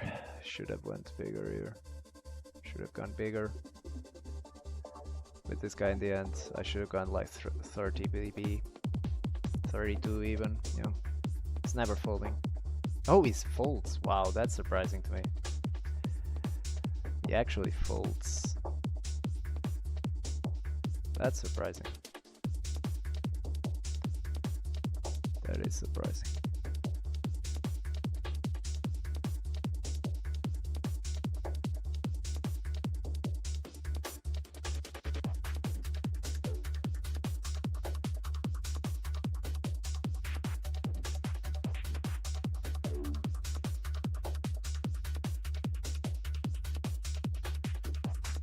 Going to double barrel the king 8 with the king of spades here.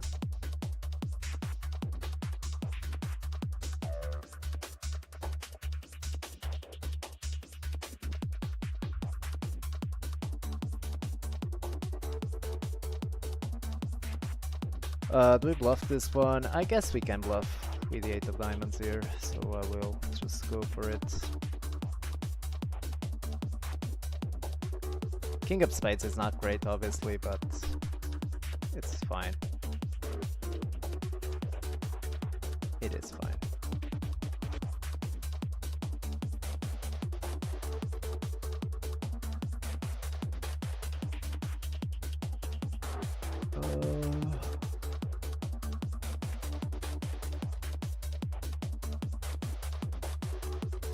I should value bet here. That's a mistake. I didn't see it was double paired. I'm going to check back on the 60. We could bet small or check back. Both options are completely okay.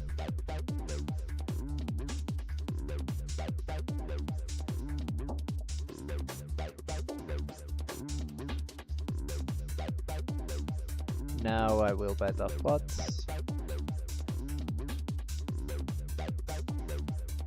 Kinda wrapping a 10 plus, right? Wow. What the hell does he have here? Oh, I'll go 3/4 now.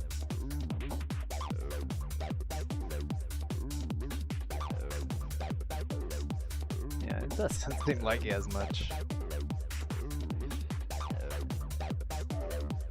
But yeah, I think 3/4 is completely fine with what I'm wrapping on the river there.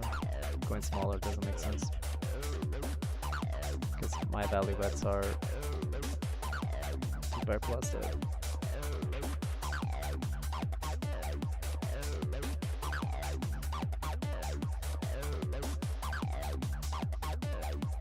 On an 8, I will bet this hand. This is a very low frequency bet though.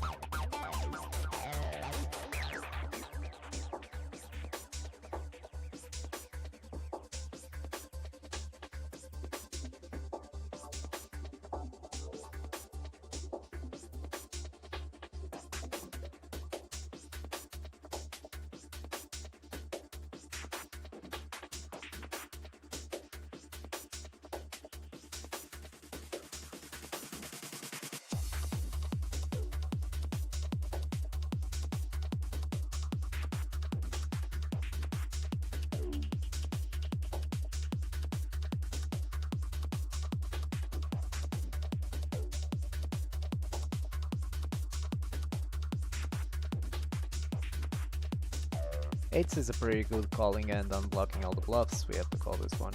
Even though this guy's an it, so he's probably not bluffing, but yeah, we just have to call. There is no way we can fold here.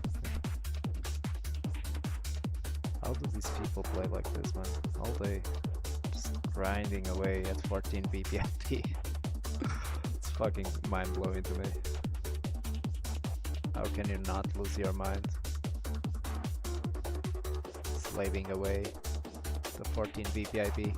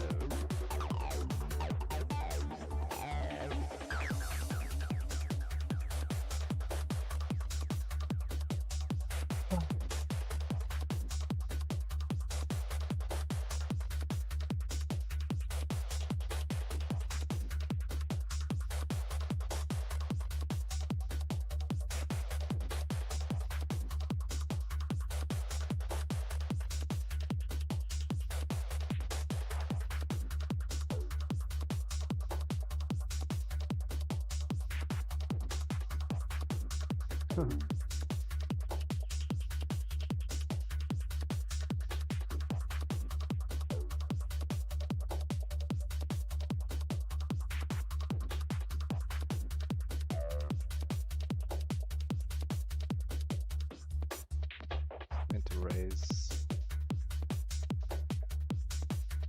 Well, this does seem like a... it doesn't really make sense to raise, right?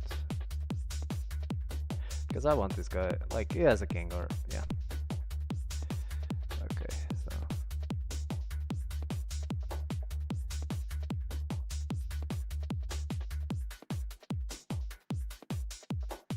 Streamlabs the comma is messing up. Oh, sorry about that, bro. I will fix it. Didn't notice that, bro. Sorry about that. And there are some scammers on Kick, so I guess I will stop actually streaming on Kick because I have to waste my time banning scammers in chat. They are like... Yeah, get viewers. Shut up. Stop spamming this shit, man. Where is it?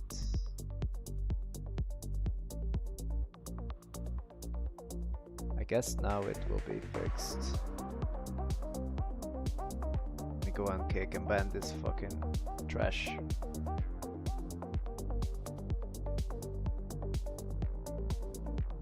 It's just like I'm wasting my time banning these people.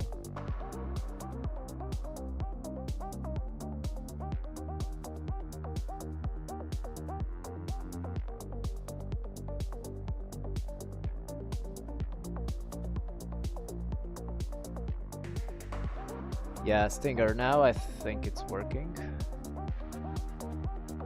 Just check that. So we get 4-bet here, we're going to call. We have one pair, it's not the worst start. It will be a hand that will actually stop bluffing and all of that. Sometimes he checks. Let me check back.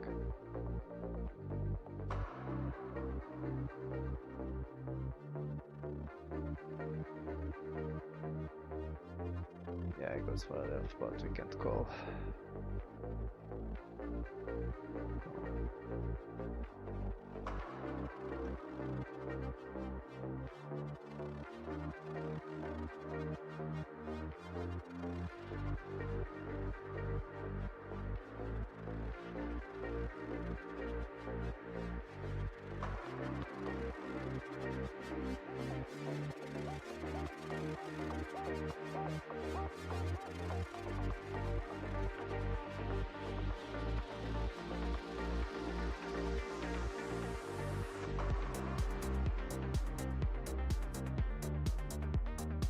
Oops.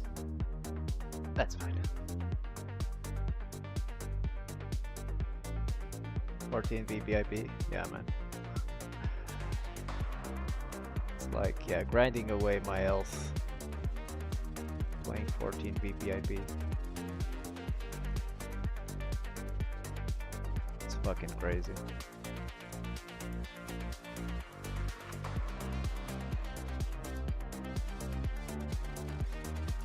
Guy leads, I will just raise his ass.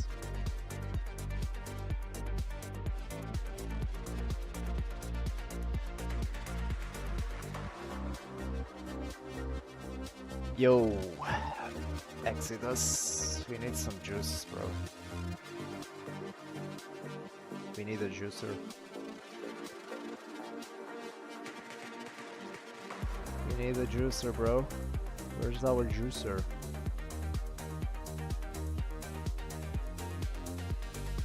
Another straight flush. Yeah, I've been actually running well in terms of made hands today.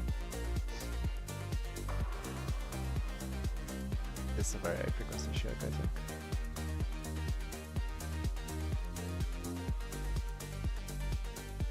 He bets small, I will have to call one. That's not a good turn. A turn that it will put a lot of pressure on. He checks. Yeah, I don't think I will bluff here. Even though we're very close to bottom, but I will just be disciplined and check.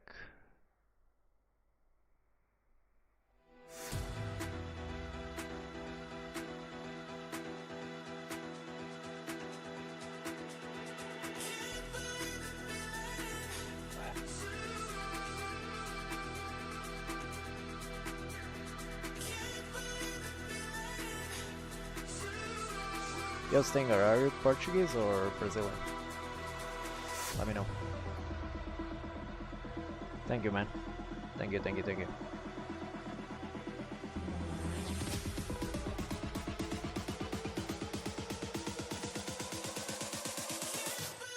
Thank you, thank you, thank you.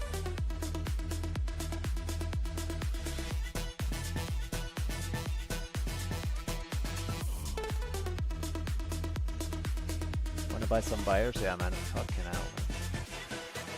What's up with these scammers, bro? These are just bots, obviously. But it's like fucking tilting. Should check back a lot on this board, but it's okay to also bet. Check raise, we can call.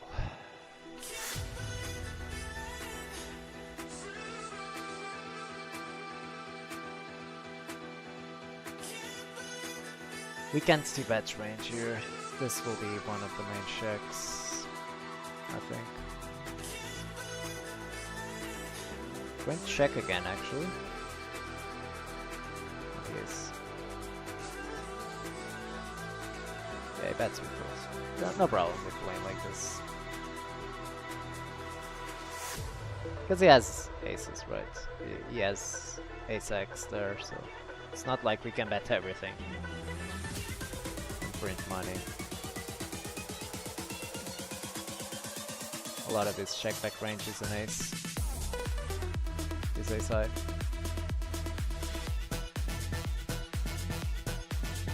Take my nuts. Another net.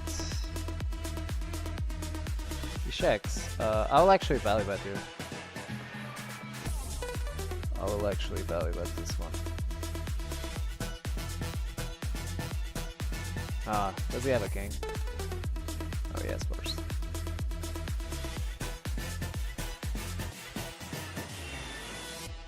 Nice value bet. That's what you get for being a fucking net. Get screwed.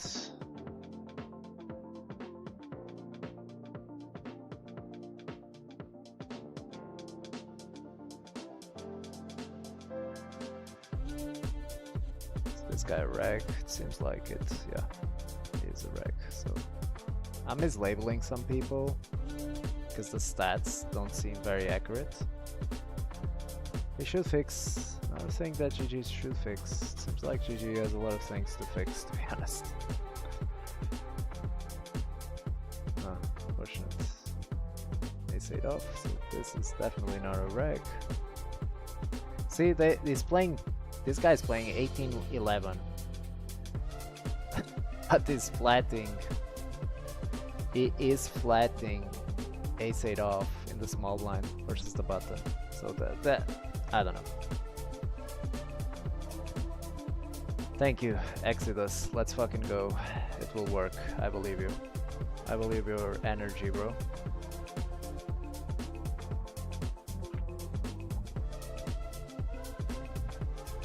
I believe you, bro.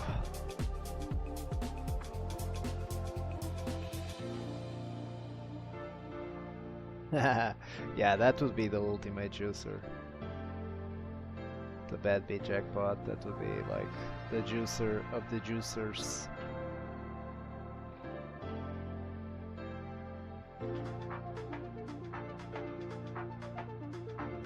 It's a very good sign that this guy snap checks actually in this situation. I'm actually going to raise here.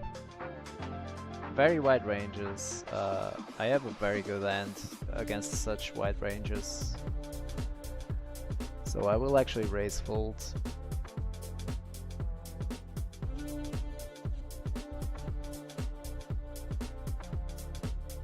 If guy raises, I will just call. Pretty bad turn, obviously. This guy's probably record. Oh, yeah, great. We check call. Wherever we can check fold, I think, against recreational. Very, very likely recreational, so we check all. Yeah, this sucks. I mean, this is not like I'm happy, right? But against the recreational, they are just way too random for me to fold. This case in point. Going to pot. Here, I'm going to actually bet bigger. On these paired boards, yes, you should bet small a lot, but when it's deuce-deuce, like if you should bet small because he has trips, right? But deuce-deuce is so unlikely that he has trips that you can actually size up like it wasn't, like yeah, as if it wasn't a paired board. Now I'll actually double barrel because I want to make him full like similar hands as mine. Flush draws like 10-9 of clubs should fold now, and all of this. So, but now I will not triple against the recreational, especially. I really think that's a bad idea. Yeah, that's nice. Equilibris, what up, bro? What up, what up?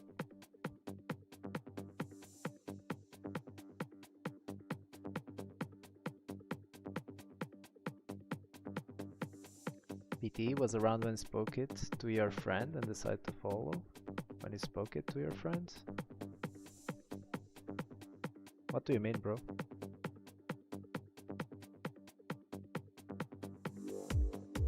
It's also good seeing someone have green numbers in GG. I have a question to ask you, bro. But can you contact me on Discord? Please? Exclamation mark Discord. Just contact me there because I have a question for you. Since if you're playing GG, I have a question for you if you're living in Portugal.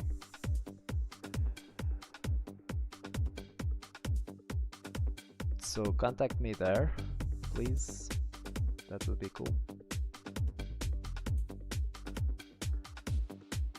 Starts getting a bit thin here, but I will go for it. I will pot.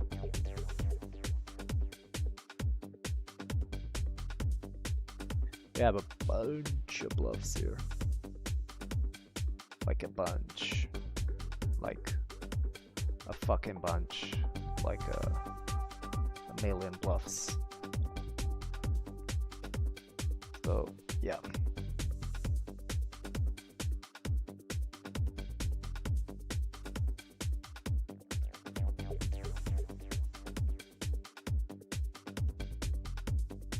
But it's 110 hands only? Yeah, but it should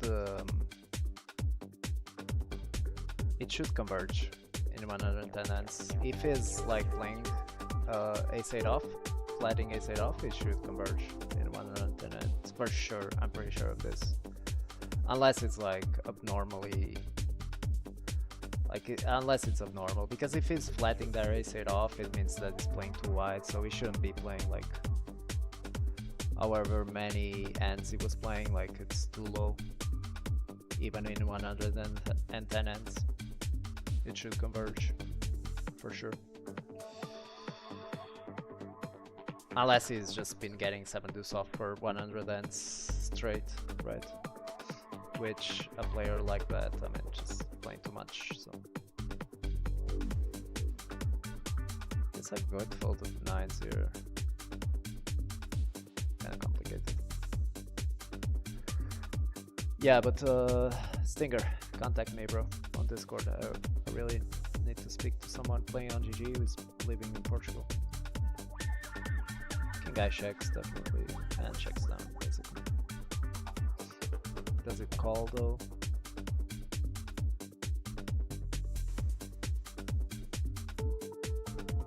It 4-bets this one, king queen.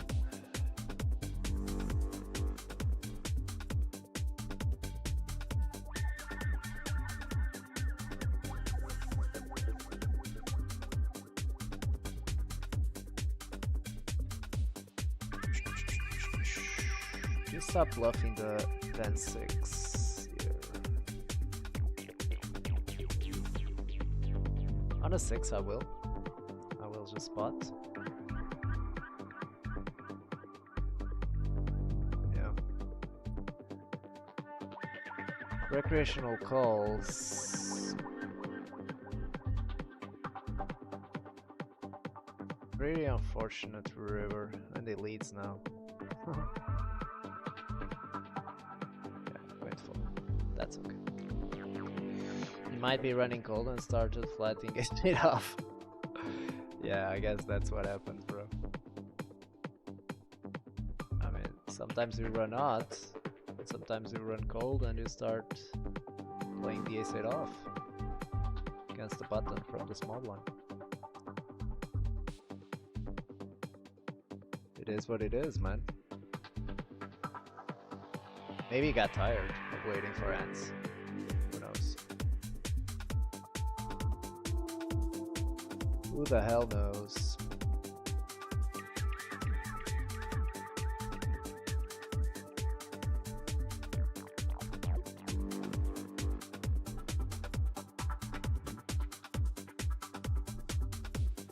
I will just pot here.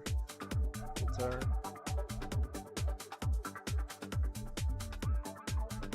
And that will overbluff the king queen here.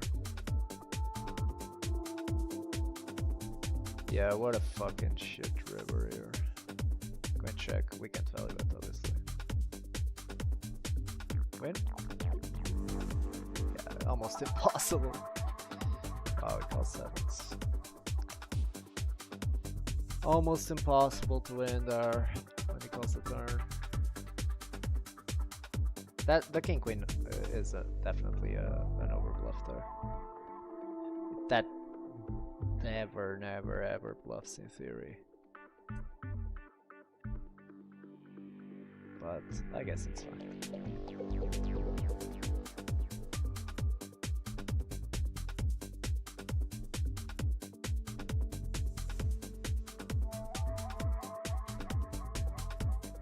Stinger, I'm not playing GG in Portugal. Oh, yeah. Because I'm going there for Christmas. And I needed to know if it's possible to still play. Like, I know that people play from there on GG, but I'm not sure if they're using anything. Or if they are just logging in. So, that's why I'm asking.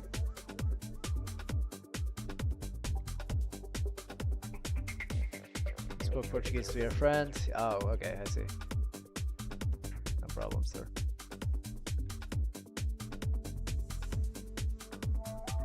All the fours, multi-way. Oh, we just jammed. This is for sure a jam. 9 splash bottom, it's just too strong, guys. They have it, guys.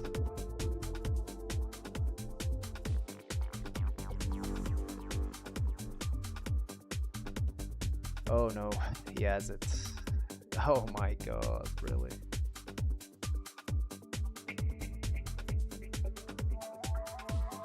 Nine.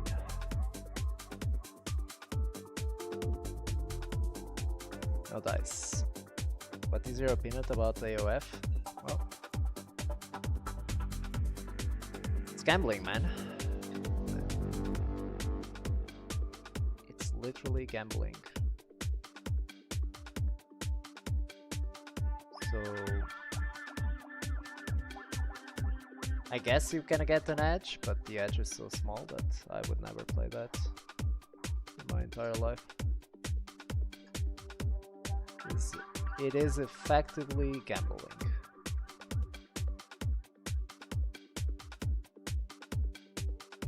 As any other gambling game, I would not recommend it.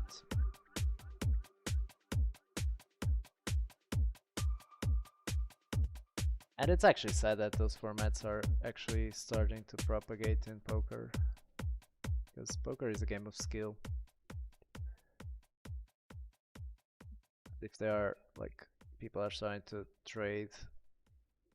What? This guy leads big on this card? Okay. Yeah, like, the likelihood that he's bluffing is 100%, so I will just call. Yeah, now it just snap checks. What the fuck are these games, man?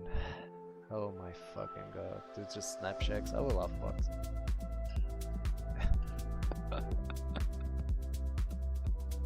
Oh my god. Just not even a thought. It's just like, oh, I will bet the turn. But that will never bluff the river. Not even a thought about it. It's just like bet the turn and just give up the river 100%. Games are fucking funny as fuck, let me tell you that.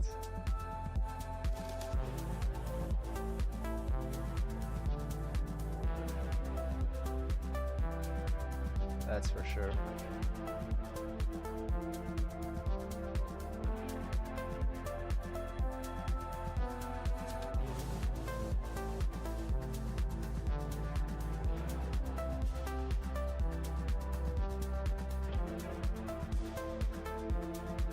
Guy's playing 4%.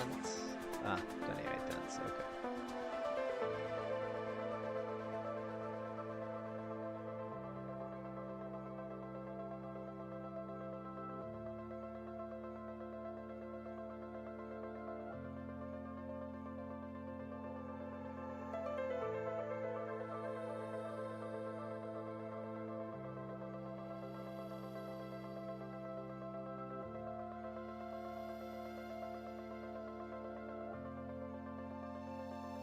Looks a bit... well, now we bet really small. And yeah guys, just as a disclaimer before we do this, I am going to check call. Always. Like, there is no doubt in my mind that we should check call and check all the river. This player is playing 72% of hands in 36 hands. This is just a crazy player, so check call. And we check all in a river, it doesn't really matter guys. If he has an ace, that's okay. Cool. Okay. That's totally fine. We will print money with that call, right? I can absolutely guarantee that.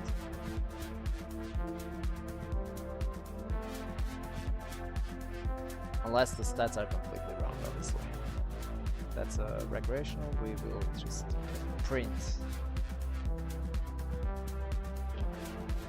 Fortunately that time, he had an ace.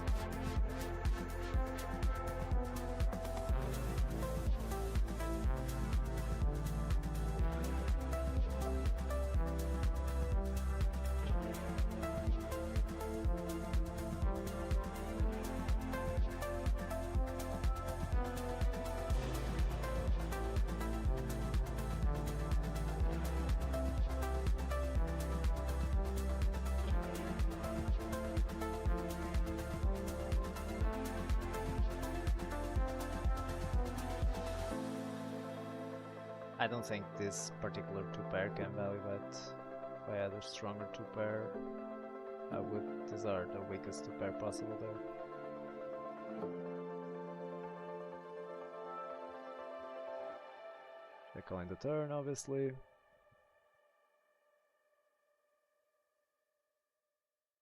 Oh man, if he puts money in here, we're fucked. Pretty much, we're fucked.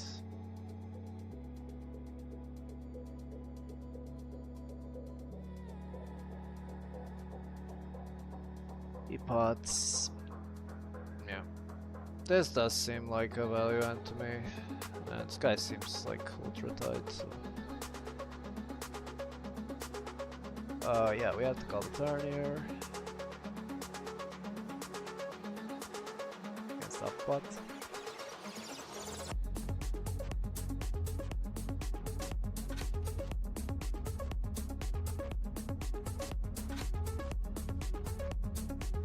Come on, man. Fucking hell.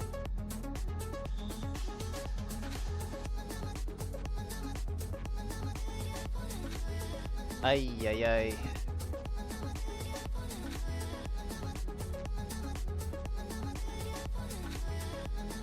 I tagged this guy as a whale, and now I'm tagging him as a wreck, so his stats are changing quite a bit. I'm not sure what the hell is happening.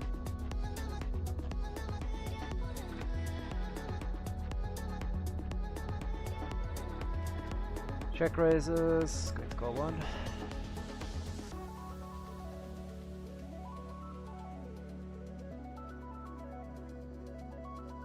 That's off pot.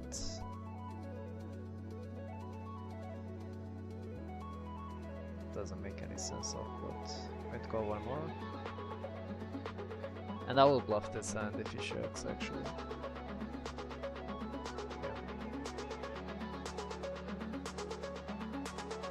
Just has the king too much.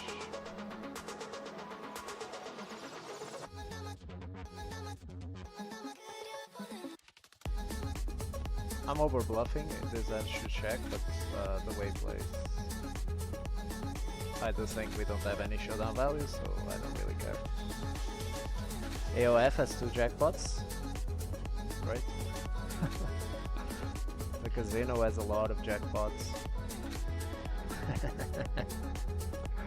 Doesn't mean you should play there.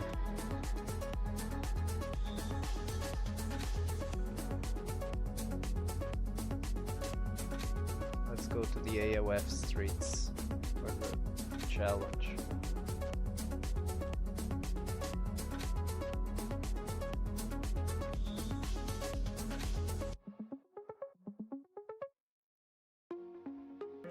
What the fuck is this guy doing, bro?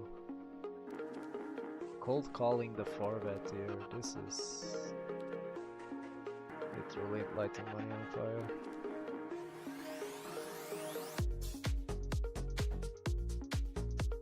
Probably has tens. It's like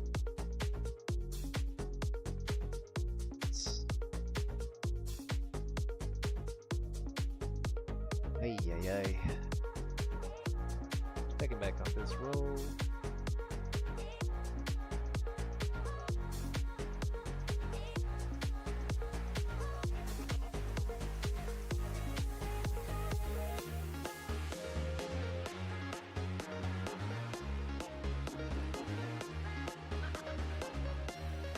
On that 100, I will check again.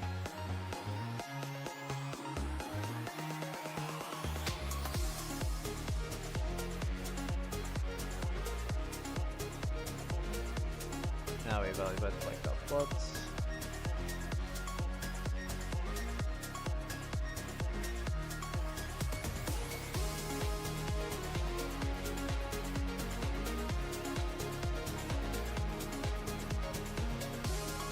Bet is 10 on this roll.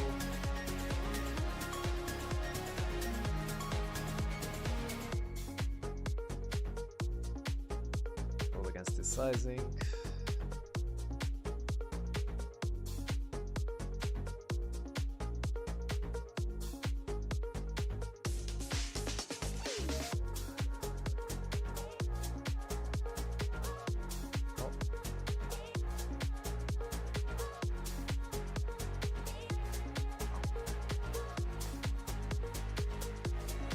Well.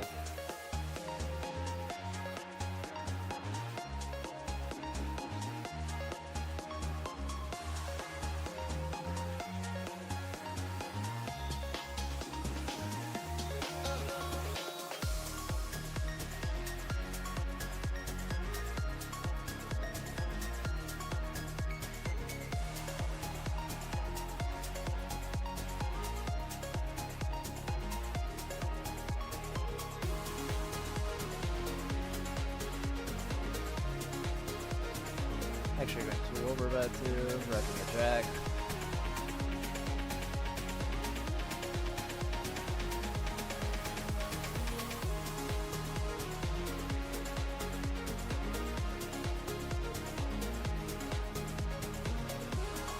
So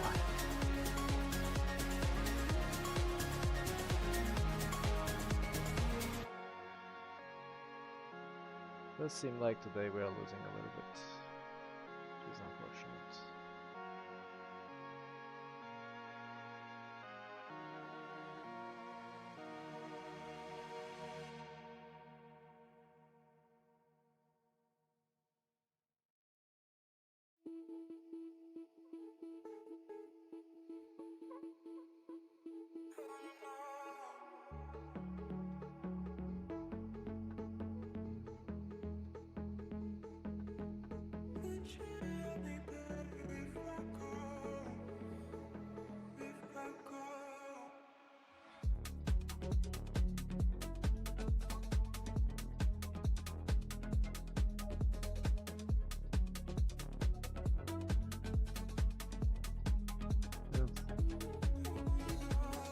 Actually going to overbet here, e8-6.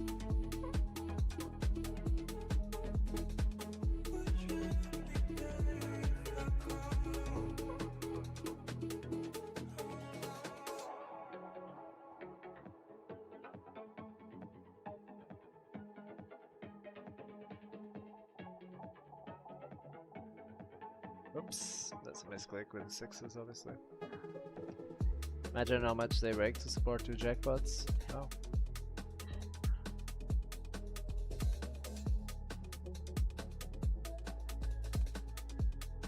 Yeah.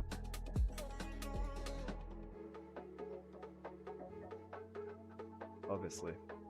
I'm not even sure what the rake is like in those games, but I guess if it's too big, it's definitely unbeatable because the edge is so small. I will 4-bet here, the king 9. Of course, that's the fucking jam.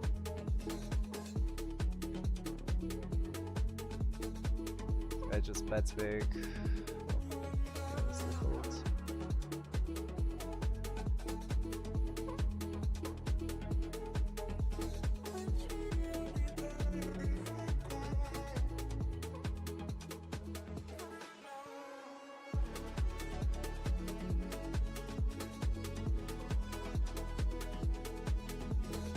Check back, and always call in the river.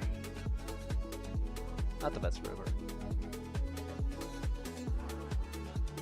Ugh. Guys are recreational, very likely.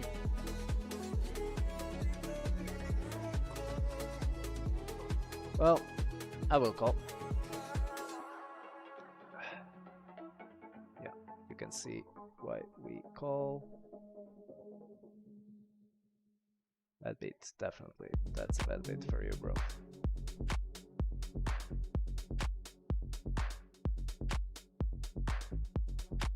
I played 1k ends AOF for animations. It's the worst of poker for sure, right there with Oma left.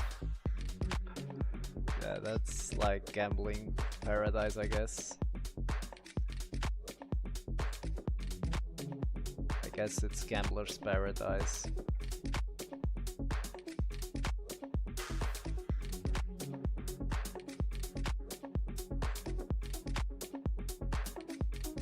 I would not recommend.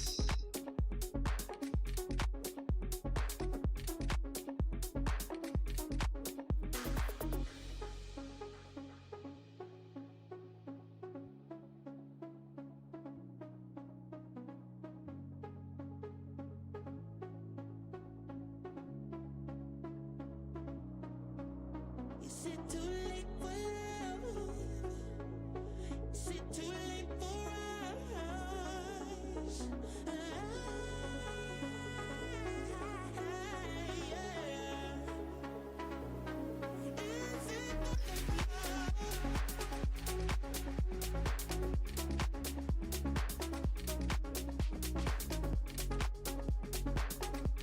Some weird email here.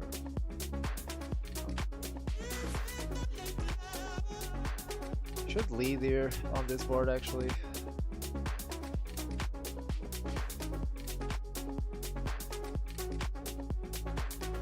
Bet the turn. Yeah, we should bet bigger. Oh.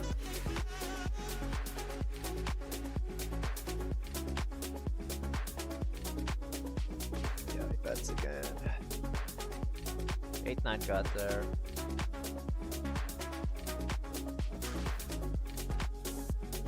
Having a king here is not good at all, even though it might look, but having a king actually blocks his bluffs, so...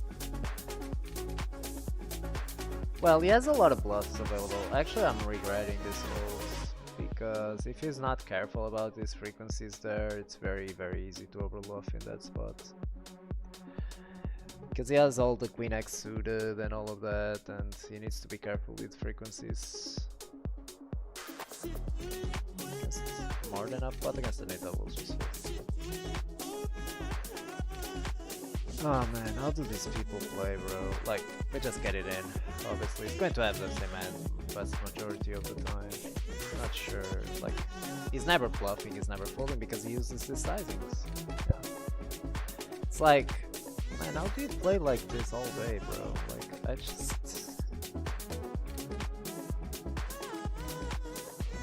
Yeah, great play. Great play.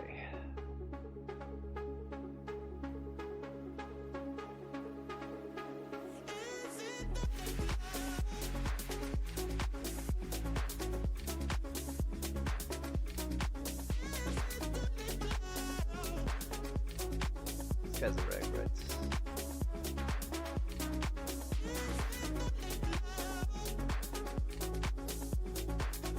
Karapuzik, I'll kick. What up, bro? You're the only one watching, probably.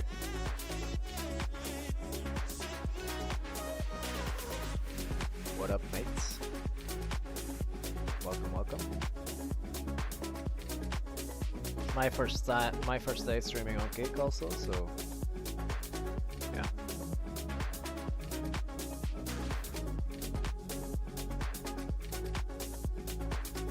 I'm streaming on Twitch and YouTube, but first time on Kick.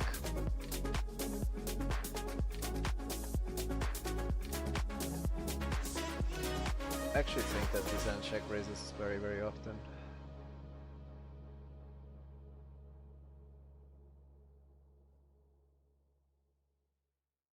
A little bit too big, to be quite honest. And now on this is a very good turn for us. Very, very good turn for us. I will keep barreling.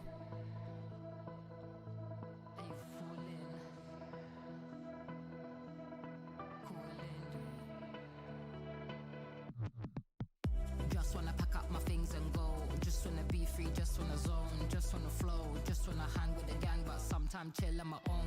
Just wanna do me, just wanna doze. Just We need some bluffs, guys, and I do think that this one just goes in. Nice, getting through. Everything got there. I need to check that end. What are we bluffing on the river?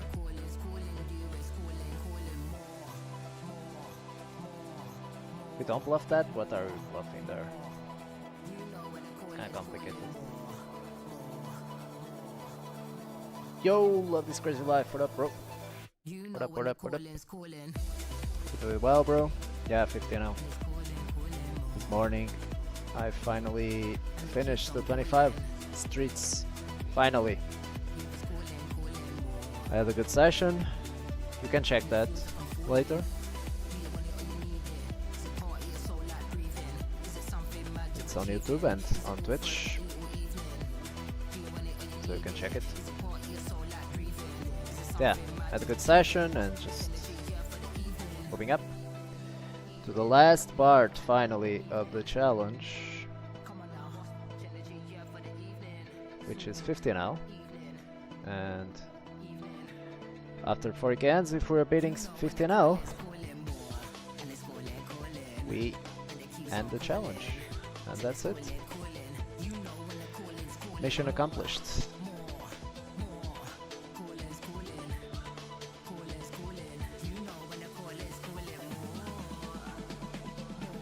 Okay, calls. I am going to check back. You know when the calling's calling. Check. We can't tell bet now. Wow. Holy shit, bros. These games are so weird, man, because it's like the regs are like on average. I'm not saying everyone, obviously, but that like that plays absolutely atrocious on all the streets, literally. And then he gets to the river and he just doesn't bluff, like the bottom of his range. It's like, what are you doing? Let me call here. I don't think so. With the backdoor flush, I guess it's close. But against that sizing, it's kind of tricky. But at the same time, like the regs are like, on average, are not very good. But at the same time, it's like the recreationals are not like atrocious. So it's kind of like you get in a limbo situation where you really feel that you can beat the game, right? But then it's like you are actually not having a very high win rate on average. Because it feels like you should beat at the very high clip. Like that call there from a reg tells me that I should be beating this game at like 7 VV 100 or something. But then that will not be the case because like the games are not that great actually. on average. It's kind of like a limbo situation. It's very weird. I will actually just fold here.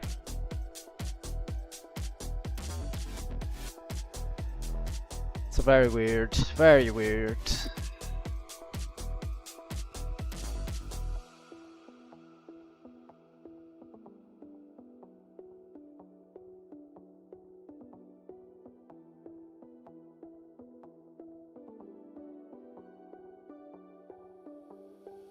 Yeah, I will call the ace king here. Oh, nice. That's nice of him. It's a good play from him. Well, check call. I will still bet to the turn for value here.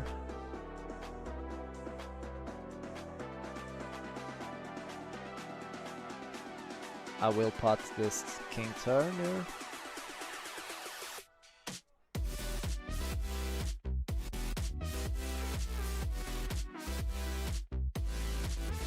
See these types of recreationals, like 2110, like this is a recreation but it's not playing like in a way that is losing a bunch. So it's kind of like, yeah, this game turn out great.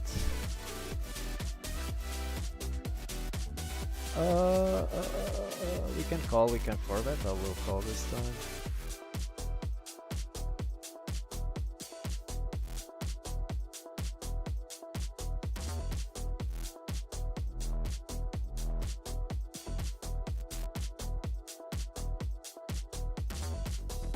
We check. Crazy check. Check. Now we split. Always, it's like. Go and check the 9-8 here. Oh my fucking god, bro. Are these guys rags actually? We check all. And we check all river, obviously. Bluff! Bluff! Oh. No bluff. Yeah, I saw you on this morning. Nice one, mate. Yeah. Thank you, bro.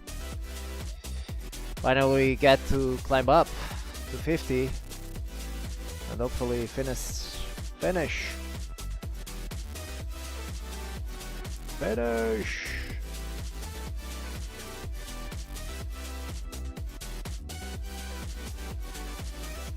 Got that.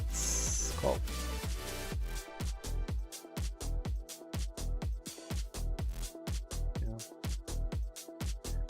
I'm actually going to check raise here very, very big.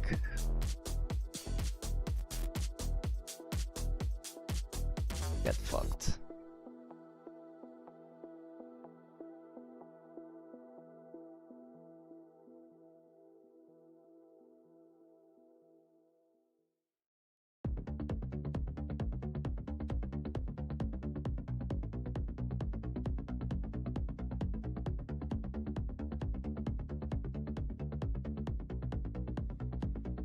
Calling. We could raise actually. Well, we had to call now. Ace 5? Don't tell me. Oh. Yeah, seems okay. Guess we could. We can't fold against regulation, but whatever. But whatever.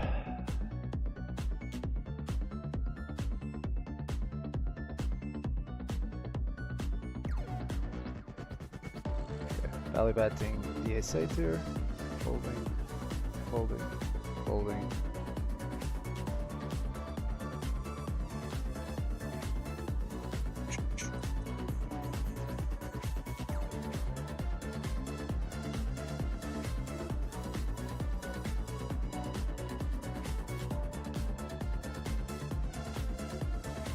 Very high frequency check raise, boards, and ends.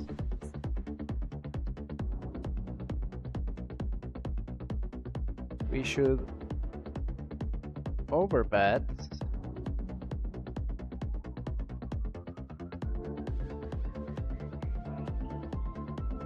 We have lots of bluffs to pick from.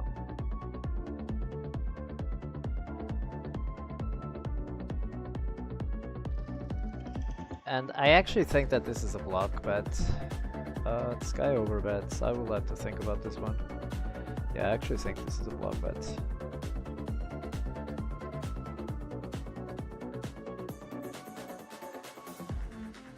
Guy overbets. That's funny.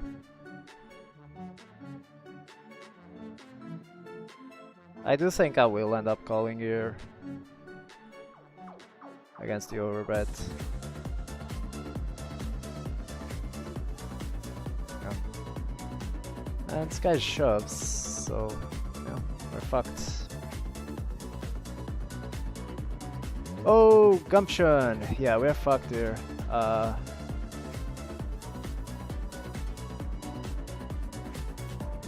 Is he ever bluffing? Ever in a million years?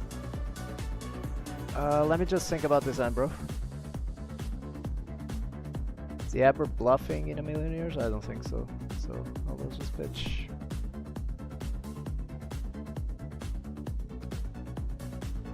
When my range looks so heavy. Gumption, thank you very much, bro. Let me just shout you out, man.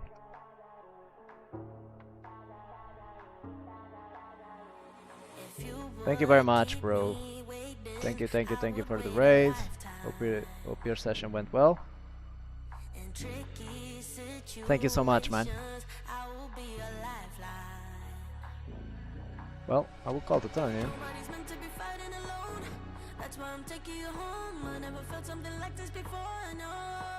No problem, bro. Thank you very much, man. Thank you very much. Hope you're doing well, bro. Is this a reg or is this a recreational? If it is a recreational, I will actually shove here for as a bluff, guys.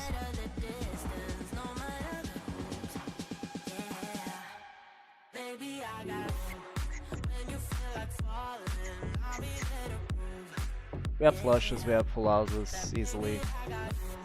So yeah. And we block the strongest flush, which is pretty good.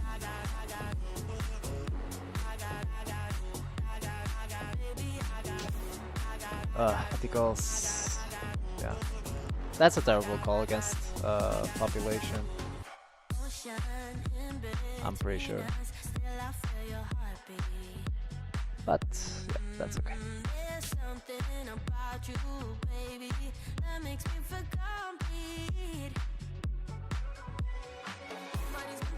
I'm not sure, like I have been marked as a recreation. If it is a recreation, I hate my bluff.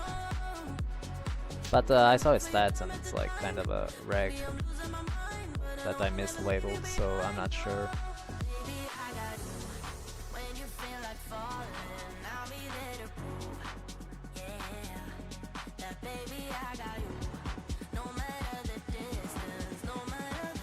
Small. Yeah, that's good.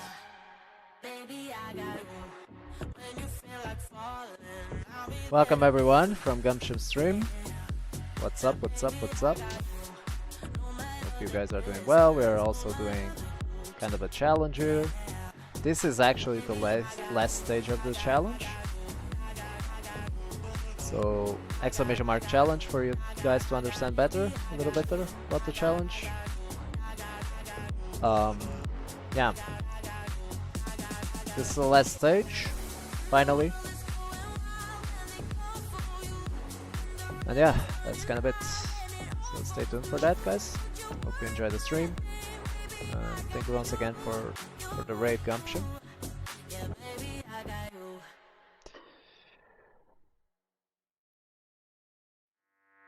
Check.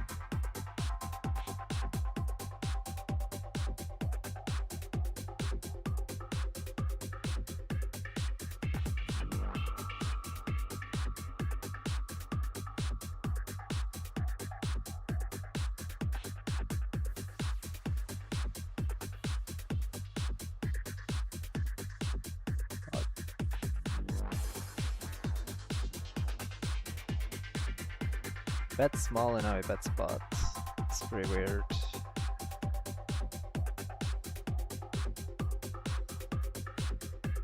He has a ton of bluffs, so I will end up calling. Oh. Fair, yeah. A lot of bluffs, alright. Very easy bluffs. Pull from.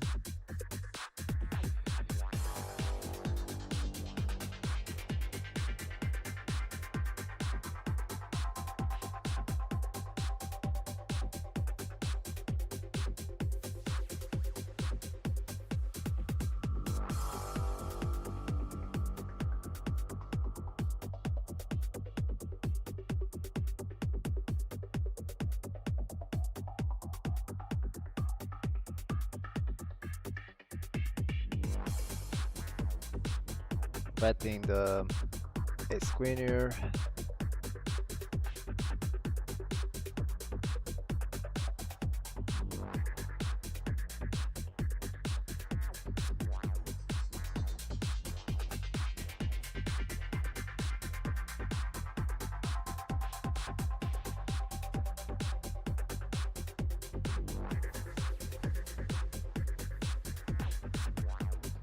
Calls.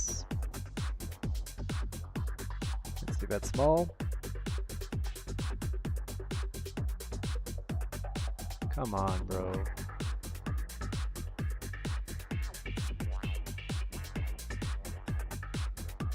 For the off pot. Okay, guys, we're going into distance here.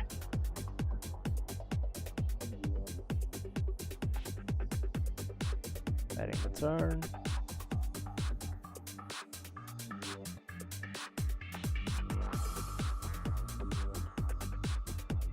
Folds, fortunately.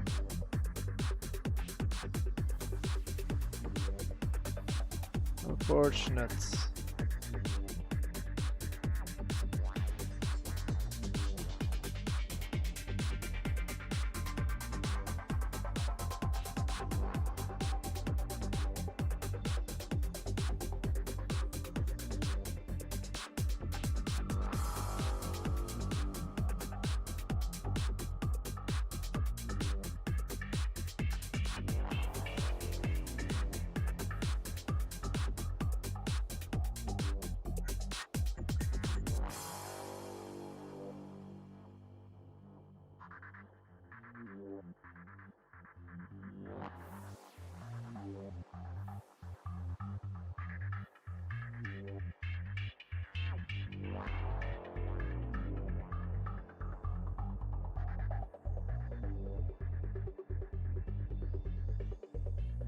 Just jamming the jacks here, 20 bigs, blinds deep.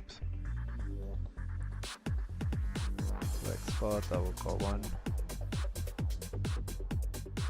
Check, check. 7-3.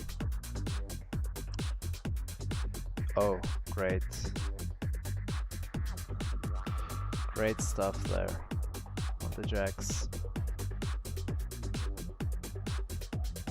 Great fucking stuff.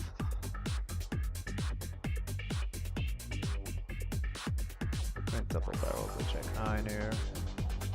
Don't get it through, just giving up. No problem.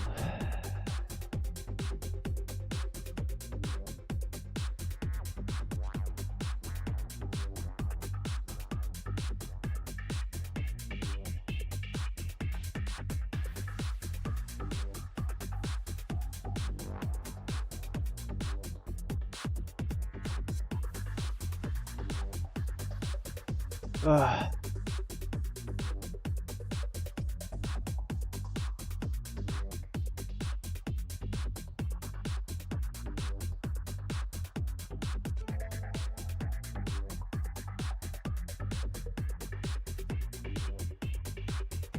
Check back on this board actually, the kings, pretty high frequency check back.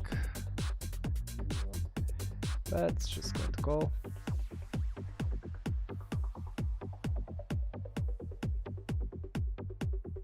He checks, I'm going to overbet for value, the kings now.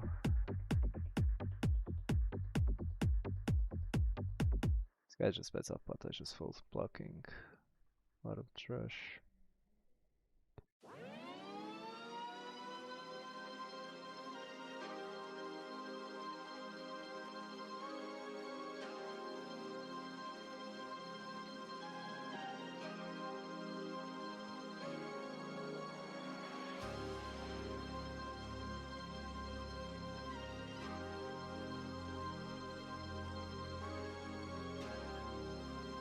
Yeah, bets, check calling.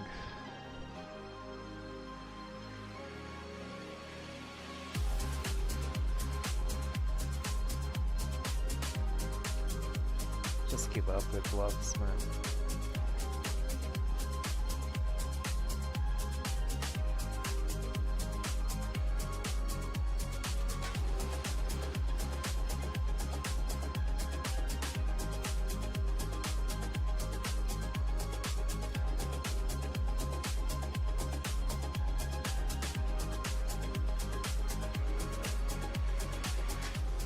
Call here.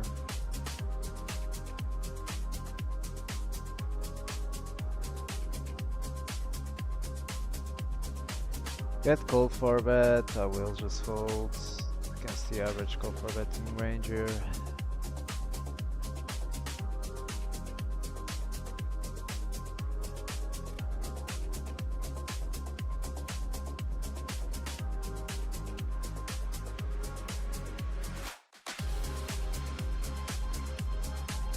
Seems like these games are just like a lot of grinding and I have played these games in the past, a lot of ends here, but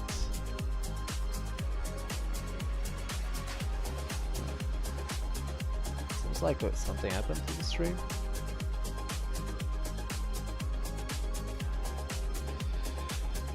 Well, what happened to the stream? Sure.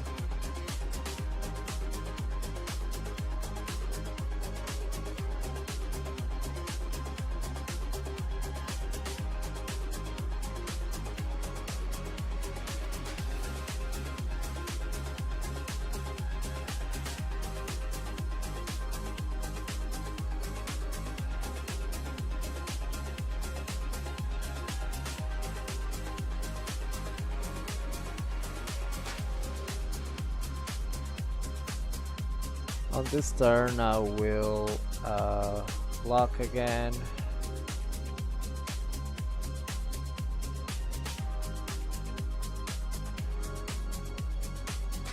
Yeah, it seems like something happened to the stream where people just logged out. Anyways, no.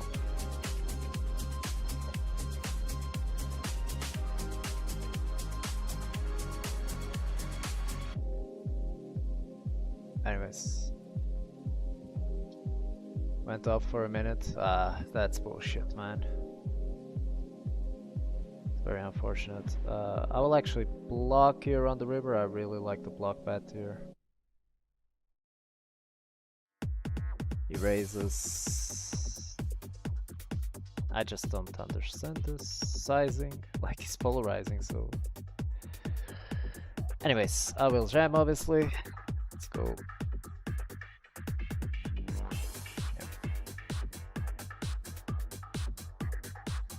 Seemed like a little bit of a bullshit raise there.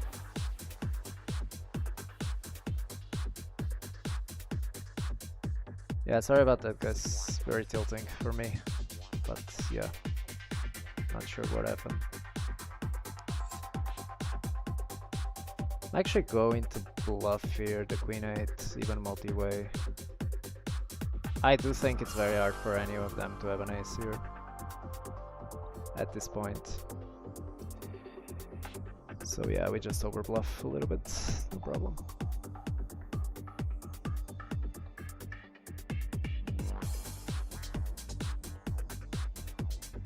Yo Python, what up, bro? Long time no see. Yeah, 50 NL, finally. This morning was the last day at 25. Now we are finding at the last stage of the challenge, which is 50 NL. And then it's over. Finally. Well, I have to complete it, right? First. But yeah, this is the last stage of the damn challenge.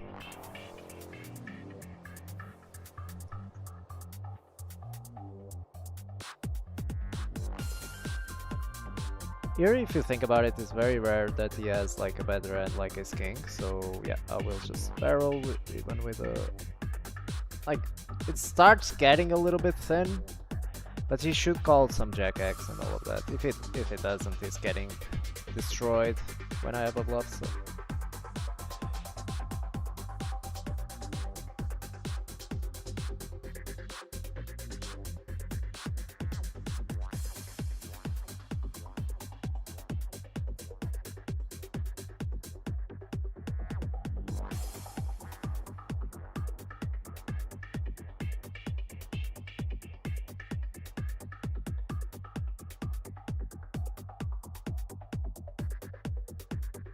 Let me check down these twos.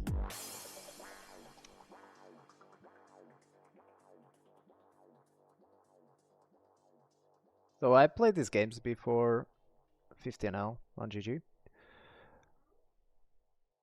But it's like the games are different now from where I played a couple of years ago. And the reason is that the rake is higher. Bots became widespread, and I do think that these games have a problem with bots. So I do think that these games are just like L grind, basically. We're basically grinding here for like 3 BB maybe if you're a very good player. 4 BB maybe if you're a really good player. 3 wake back. But it's not the type of games that you want to grind, guys. That's for fucking sure. Like, slaving your away, like, decreases your quality of life a lot playing these games. I would advise everyone to play different games, regular tables. So it does seem like it's just grinding, and going through the swings. A lot of swings, probably.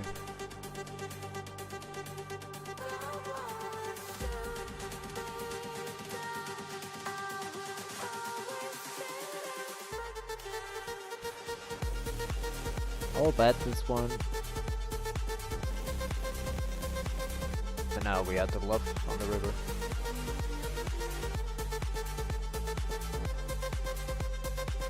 Nice.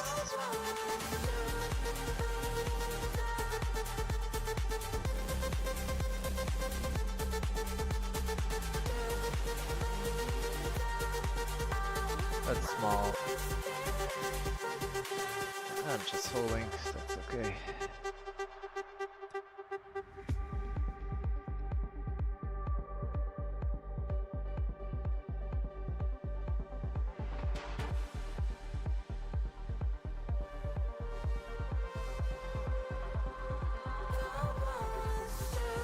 Like some technical difficulties with the streaming thing. I'm not sure, like, yeah, 19, 14, sorry. Great. I fold. Okay, flop the nuts here. Which is not bad at all.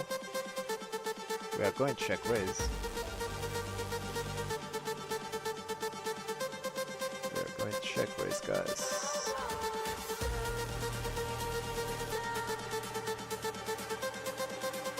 Add enough of 25 now? No, bro, I just completed.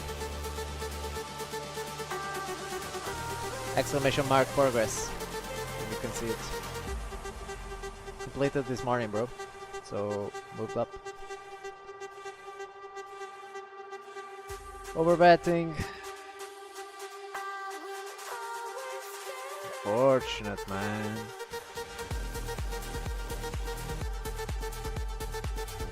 No juicer for hours here.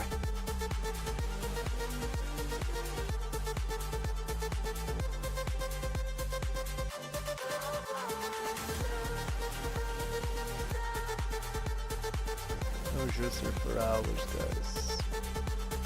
Unfortunately.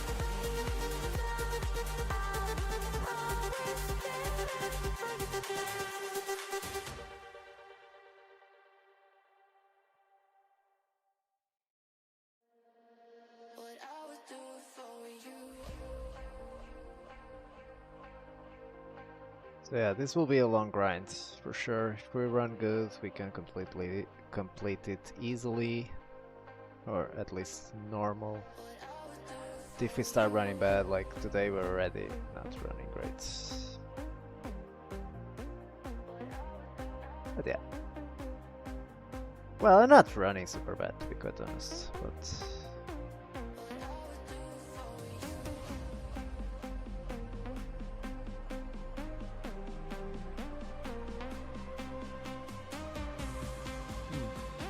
That's an interesting turn here. Can check. We're not going 3 streets, so... this pretty bad sign when he bets here.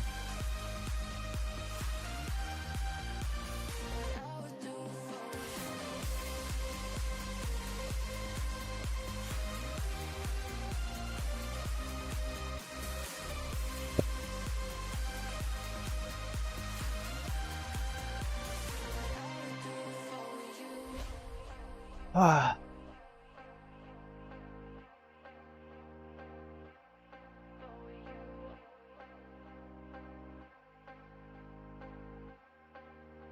So this guy's on it, right? So if my rate is correct, I just wanna bet. There is no way we can just check and let him try to get him to bluff. We just bet, guys. And if he jams here, we have to call because he can have tens. Well, that would be a pretty bad river.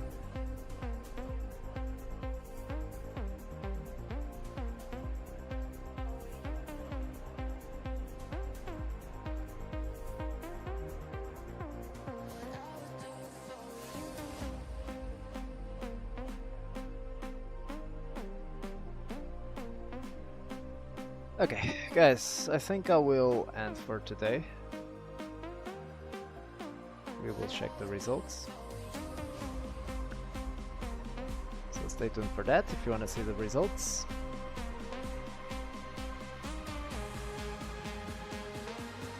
Yeah, but that will be it for today, guys. Tomorrow we will be back, and I will be back in the morning. I will play the happy hour. So stay tuned for that also.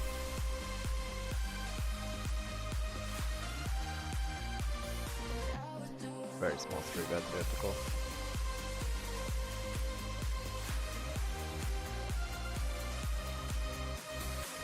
This guy re-raises, back raises, well, we just fold.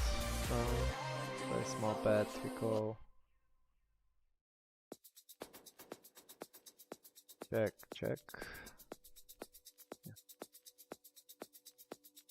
Gladiator, yes, a lot of variance. Wow, look at this shit. Look at this. I changed to regular 7, the difference is night and day, yeah man, that's what I'm saying. No reason to play rush, yeah.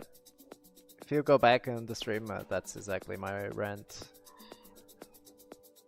Above, like, I think there's a reason to play rush if you are like still learning the game and all of that. You can like study and then apply quicker, right? What you're studying.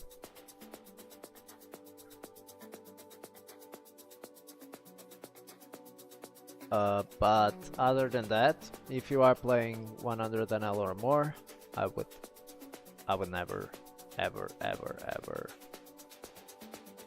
play these games for a living. Ever in my lifetime. So yeah, thank you guys. Think you guys can see that by now. That's my advice. Anyways, let's check the results, guys. So yeah, stay tuned for that.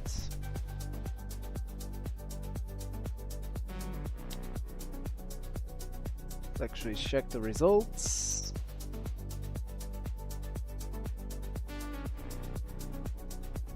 So some of like the results for today will not be completely accurate for this session, but I will show just for 50 NL because in the morning, like I said, I played. I completed the challenge in the morning, the 25 NL part. So we will be up, but I don't think we are up now.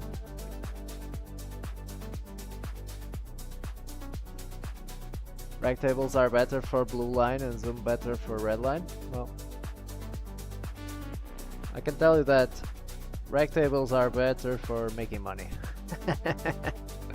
If you're interested in making money, don't play these games. That's just my opinion, of course. So you can see these are the results for the morning, guys. As you can see, we played 25 NL, we won 183, which allowed us to just move up. And yeah, now I will just import the ends. Sorry. Yeah, as you can see, we actually lost money now. Yeah, we lost about $100, a little bit less than 100. Let me see. So we lost $96, guys. So about 2 buy-ins. Which, I mean, it's pretty standard, right? For a start. Now, in terms of losses, I can check some ends.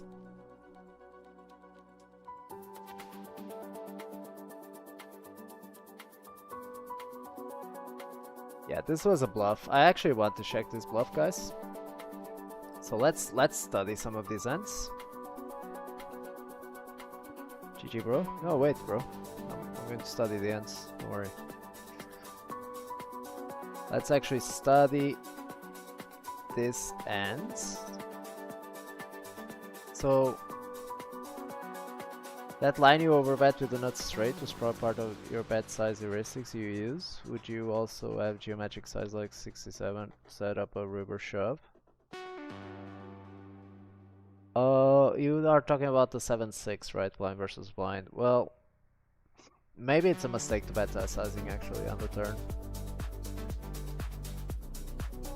Because I will see that end now, but I'm assuming that I should bet 75 then and not polarize so much. Because blind versus blind, we are supposed to check raise like our over pairs, our top pairs, and so our range is a lot of like not super nuts only. So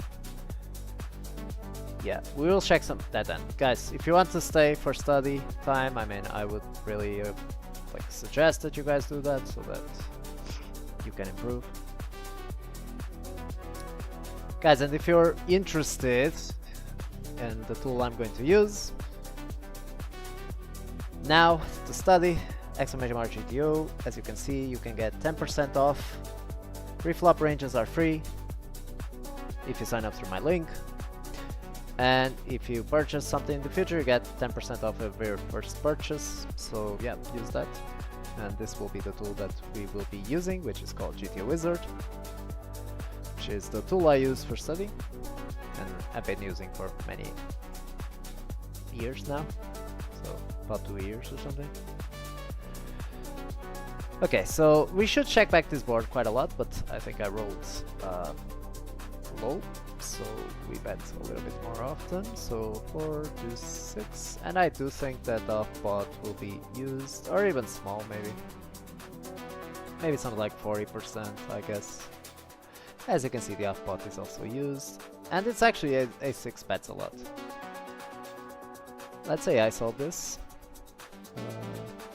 Let's go dynamic, river. Yeah, something like this. Let's say I solve this, guys. What's happening?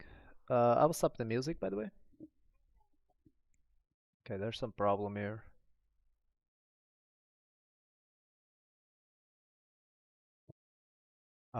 What the hell is happening now? Okay, maybe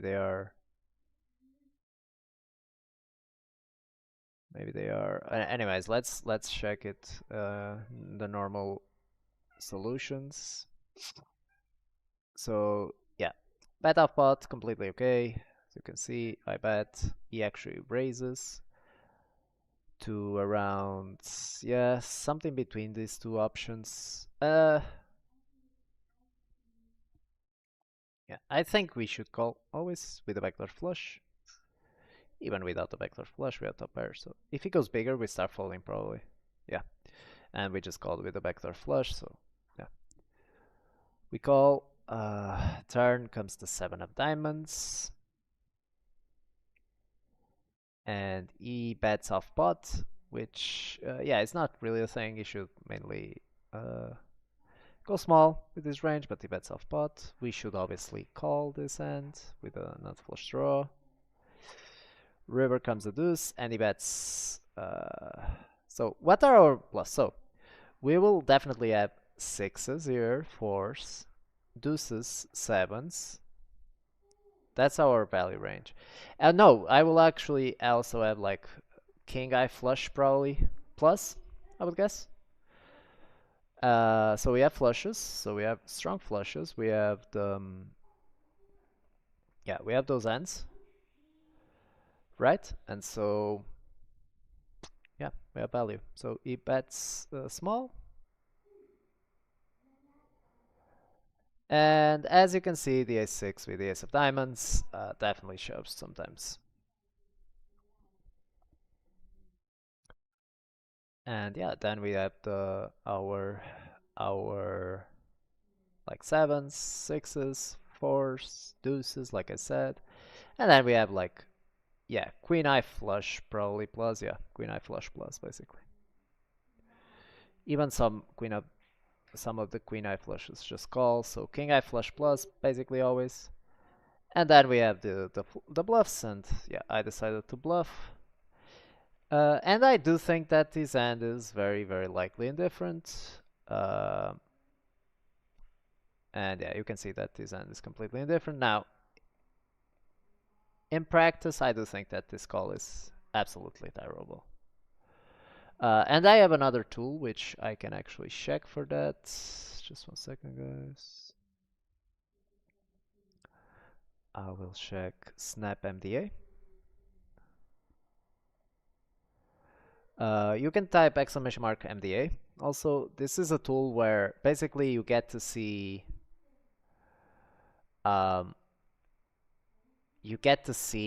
people play on average, like the regs and the types of regs and all of this. Pretty good tool, so if you guys want to also get 10% off.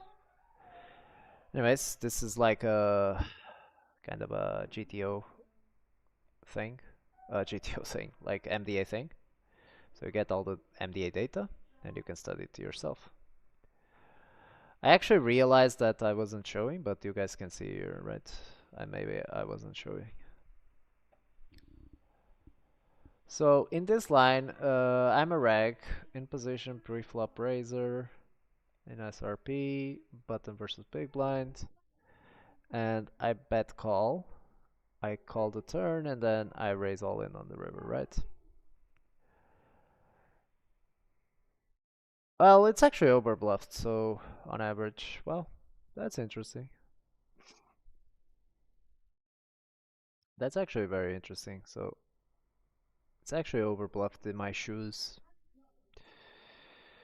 I'll show you guys that. So let me just take a screenshot of this.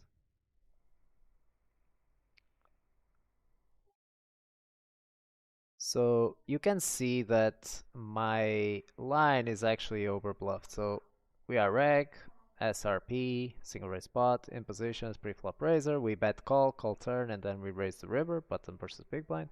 And as you can see, GTO bluffs 25% of the time, and regs on average have 28% of the time bluffs in this line. So it is actually overbluffed. So now, do I think he called because of that? No. But yeah, it seems like now at 50 NL, I would guess that this is underbluffed, to be honest. Yeah, at 50 NL is GTO. Let me see just on GG. Yeah, it's about GTO, slightly underbluffed on GG. at 50 and 0. Anyways, let's continue. I jammed here, pretty standard stuff. He has aces, so unlucky. And here, I do think that this is completely fine. You also can get somehow, I think, which is like 3x 50 and 0 or GG rushing cash. Is this how you do it? So this guy opened.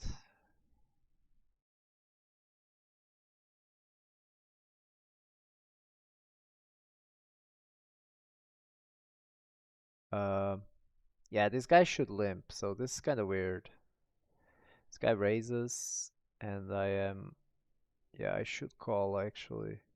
But that guy raised and that guy 3-bet, so let me see no limps. So raise. So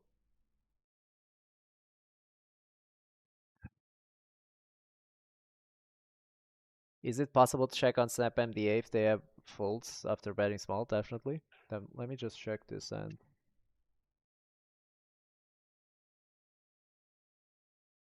so he raises in the cutoff. Well, I guess I don't know how to play these games.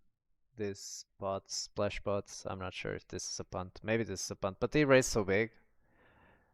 I'm not sure, so I won't comment on that.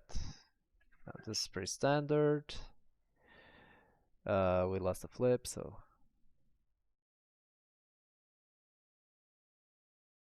yeah, here against the recreational, we can never fold. This is over bluffed by recreationals. This is very well studied, so yeah, these were kind of the pots. Now I will check what you asked for. So reg, OOP, pre-flop caller. So check raise, bet, bet, right?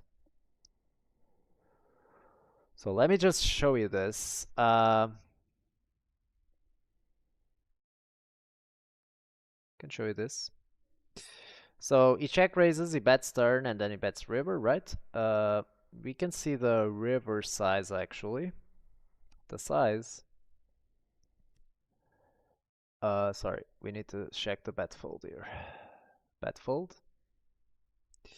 So you can see that they overfold by 10% on GG 50 and L in this line. Now this is kind of a small sample, but let me take out GG and just put 50 and L. You can see that they overfold by 4% in this line. River bet size. Well, yeah, very small sample though. When it's yellow, it means small sample. Let me see, like 100 plus 50. Yeah, you can see that they overfold against all the sizings basically by about 4% on each sizing. When this sample is large enough, right? You can see that, yeah, they overfold. Which means that if they overfold by 3%, you should bluff everything, literally. Every single hand that doesn't have showdown value, you can bluff and print money. Now, in that particular spot, it might be different, right? Might be different.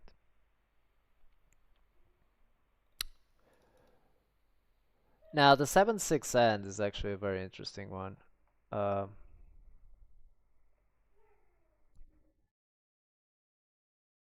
Petard is checking turn with 7-6 an option there, given the runout. With 7-6.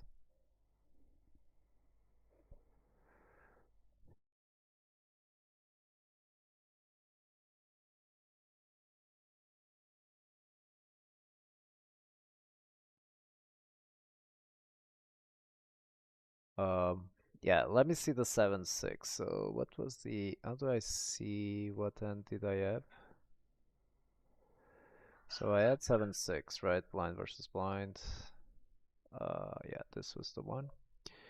So I do think that he goes off pot. I check raise. I do think that this might be a mistake on the turn, and the reason is that, well, It's a small overbet though, so I guess this is actually fine because on this turn particularly, our overpairs still have a ton of value. So yeah, this is probably fine to be honest. Now that I think about it again, this is fine, I would say. So yeah, but let's check that. This is important. So we open, he calls. The board comes 5, 8. What? 9 of clubs. We should check almost range here, by the way. Yeah, 77%. If you check range, this is completely okay. Let me just AI solve this very quickly, guys. Hopefully the AI solve is working. It seems like it's giving some kind of error. Yeah, it's not working now. They are probably updating something or something like that. So 5, 8, 9 of clubs. So you can see this, we can check range here. And we check, and yes, he should bet off pot a lot here. Yeah, between off pot and 3/4, that's fine. So he bets off pot, and yeah, 7-6 is always a raise. And we go 50% mostly, which is what I went with. And as you can see, the overpairs, yes, they check raise. So I went with 50%. I know that you mostly use 50 in these types of situations. He calls. Now the turn's a complete break, which is the 3 of spades. And yeah, it's kind of like what I was saying. It's like it's okay to overbet, but yeah, 75 seems like. But was he reg or fish? He was definitely a reg. He was a reg. If it was a fish, I would never do that. Like my assumption is that it's a reg because against the fish, just fish would def overcall there. My assumption is it was a reg.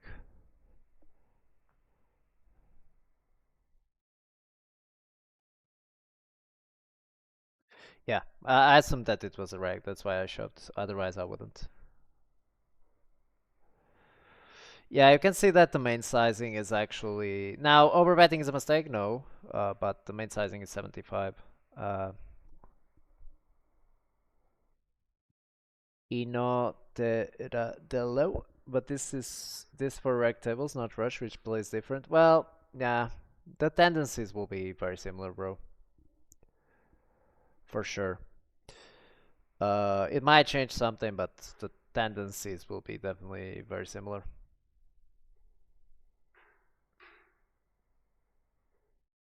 I wouldn't like. I'm pretty sure that the tendencies will be different, kind of the same, bro. So yeah, I will talk to the developer and see if he's planning on adding zoom data.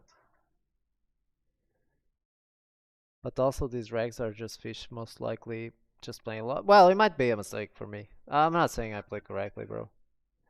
Yeah, you might be right, absolutely. What I mean, they are not professionals making money. Yeah. Yeah, you might be right. I mean, yeah, Peter.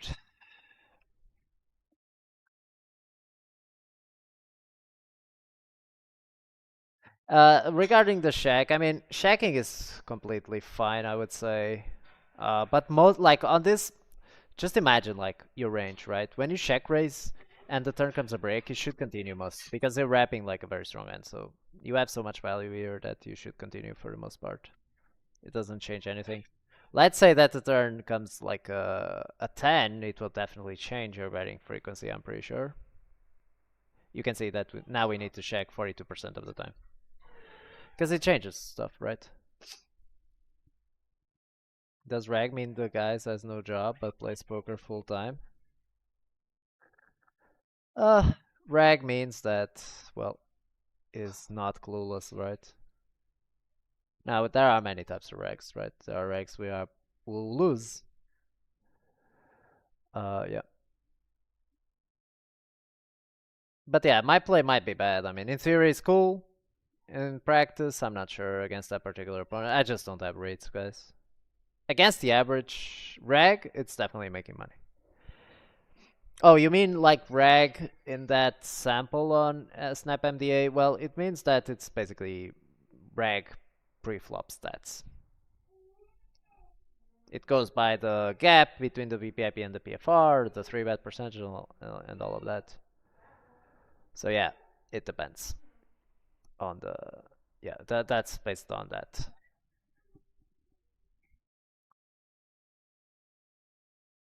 So yeah, I mean, for example, on the ace, I would guess that you also have to check a lot. 31%. You check slightly more, but not that much. It's kind of a brick. The king is also a brick, I would say. But yeah, you check a lot more on the king. Makes sense. Because the ace, like, you will bet call some king X, but the ace X is mostly checking back. Now on the jack, you should definitely check quite a lot more, 52%, as you can see. So when the turn comes a break, you should definitely keep barreling a lot. The reason is that nothing changed, right? So you just barrel. Right? Now, when the flush draw comes, as you can see, it actually probably, yeah, you increase your betting frequency when the flush draw doesn't come, and your sizing also. And the reason for this is that the river will not change a lot too often, right? But when the river will change too often, when you're out of position, you want to reduce the sizing so that you don't put a lot of money in a situation where a lot of rivers will change. So this is also important. Playing out of position is very difficult. A lot of these heuristics are complicated out of position. Anyways, I think that's it, guys, for today. Tomorrow morning I'll be back. We'll try to grind more 50 NL. This is the graph for today, the entire day. Obviously, it doesn't matter what we had before. We were actually winning quite a lot. Let me see 50 NL.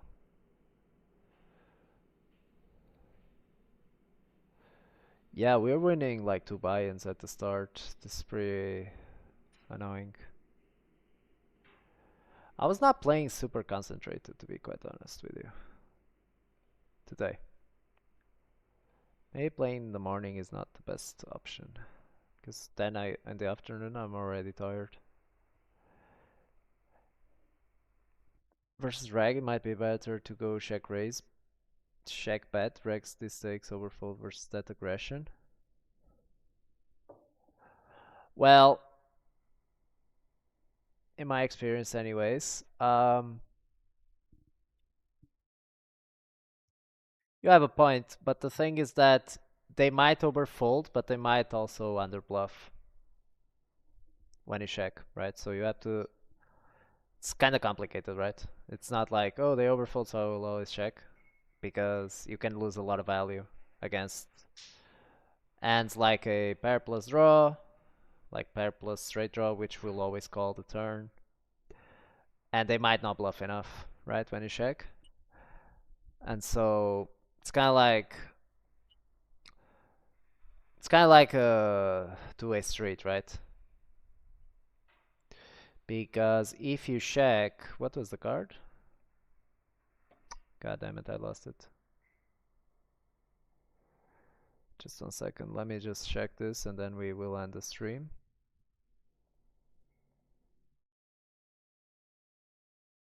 The card was the 3 of spades, okay.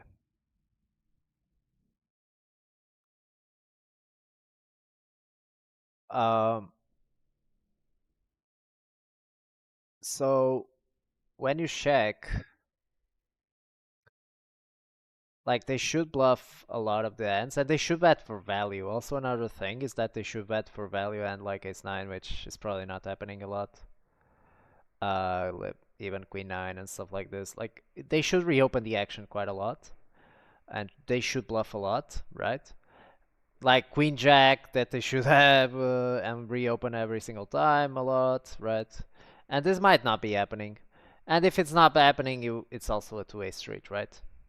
So you lose some in a little bit. So Kind of balances each other out, I would say. Now, it's very hard to say what would be the particular best line. We can definitely look at that. Go blind versus blind. Let me just check that. So reg. So we can definitely check that for sure. So E bet call, right? The flop, and then he folds the turn. So regs. Wait, no, sorry. It's the line. Yes, they are overfolding by 7%, 6% on the turn. Snap MDA groups all regs as one. No, you can I do think that you can. Yeah, you can go into archetype, and you can see the types of the different kinds of players. So yeah, you also have these kinds of players, right? So on an aggregate, 6% overfold here, but if do they reopen the action though? And the answer is that they don't also. So now you can and they also like when they reopen they are stronger, right? Which probably means that it balances each other out, in my opinion. Because if they are stronger, on average, the strong ends that reopen will still call, right? And so it's kind of a like, what are you gaining? If you check, you gain from the bluffs. You don't gain from the ends that will call anyways. You gain from the bluffs. And if they don't reopen with bluffs enough, now you are losing a lot of value, right? So this is very important to understand. Now, I might be wrong, and it might be actually better to check on average, but it's very hard to tell. And I think in this spot you should mainly go for the kind of GTO lines, I would say, because it's very hard to tell what's the best line. I would say that if they don't reopen with bluffs enough, which it seems they don't, they are too strong when they reopen, you should mainly bet, because the ends that they bet will call, right? So you don't gain anything by checking against those ends, but you gain if they don't reopen the bluffs, right? You are just losing against these medium ends that might call. So that's difficult to tell. I don't know. That's very hard to tell. Anyways, guys, that's it for today. Hope you guys enjoyed. If you guys want to have access to these tools, !MDA, !GTO, you want to help the stream out, and you want to improve as a poker player, definitely check these tools out. There's some free version here, so you guys can check that. There's some free versions of each of these tools. There's pre-flop, as you guys know. You guys probably know GTO Wizard already, so free pre-flop ranges. So sign up with my link, help the stream out, and also improve as a player, so that I can also keep doing this and monetize the stream a little bit. That's it, guys. If you want, guys, join the Discord, !Discord.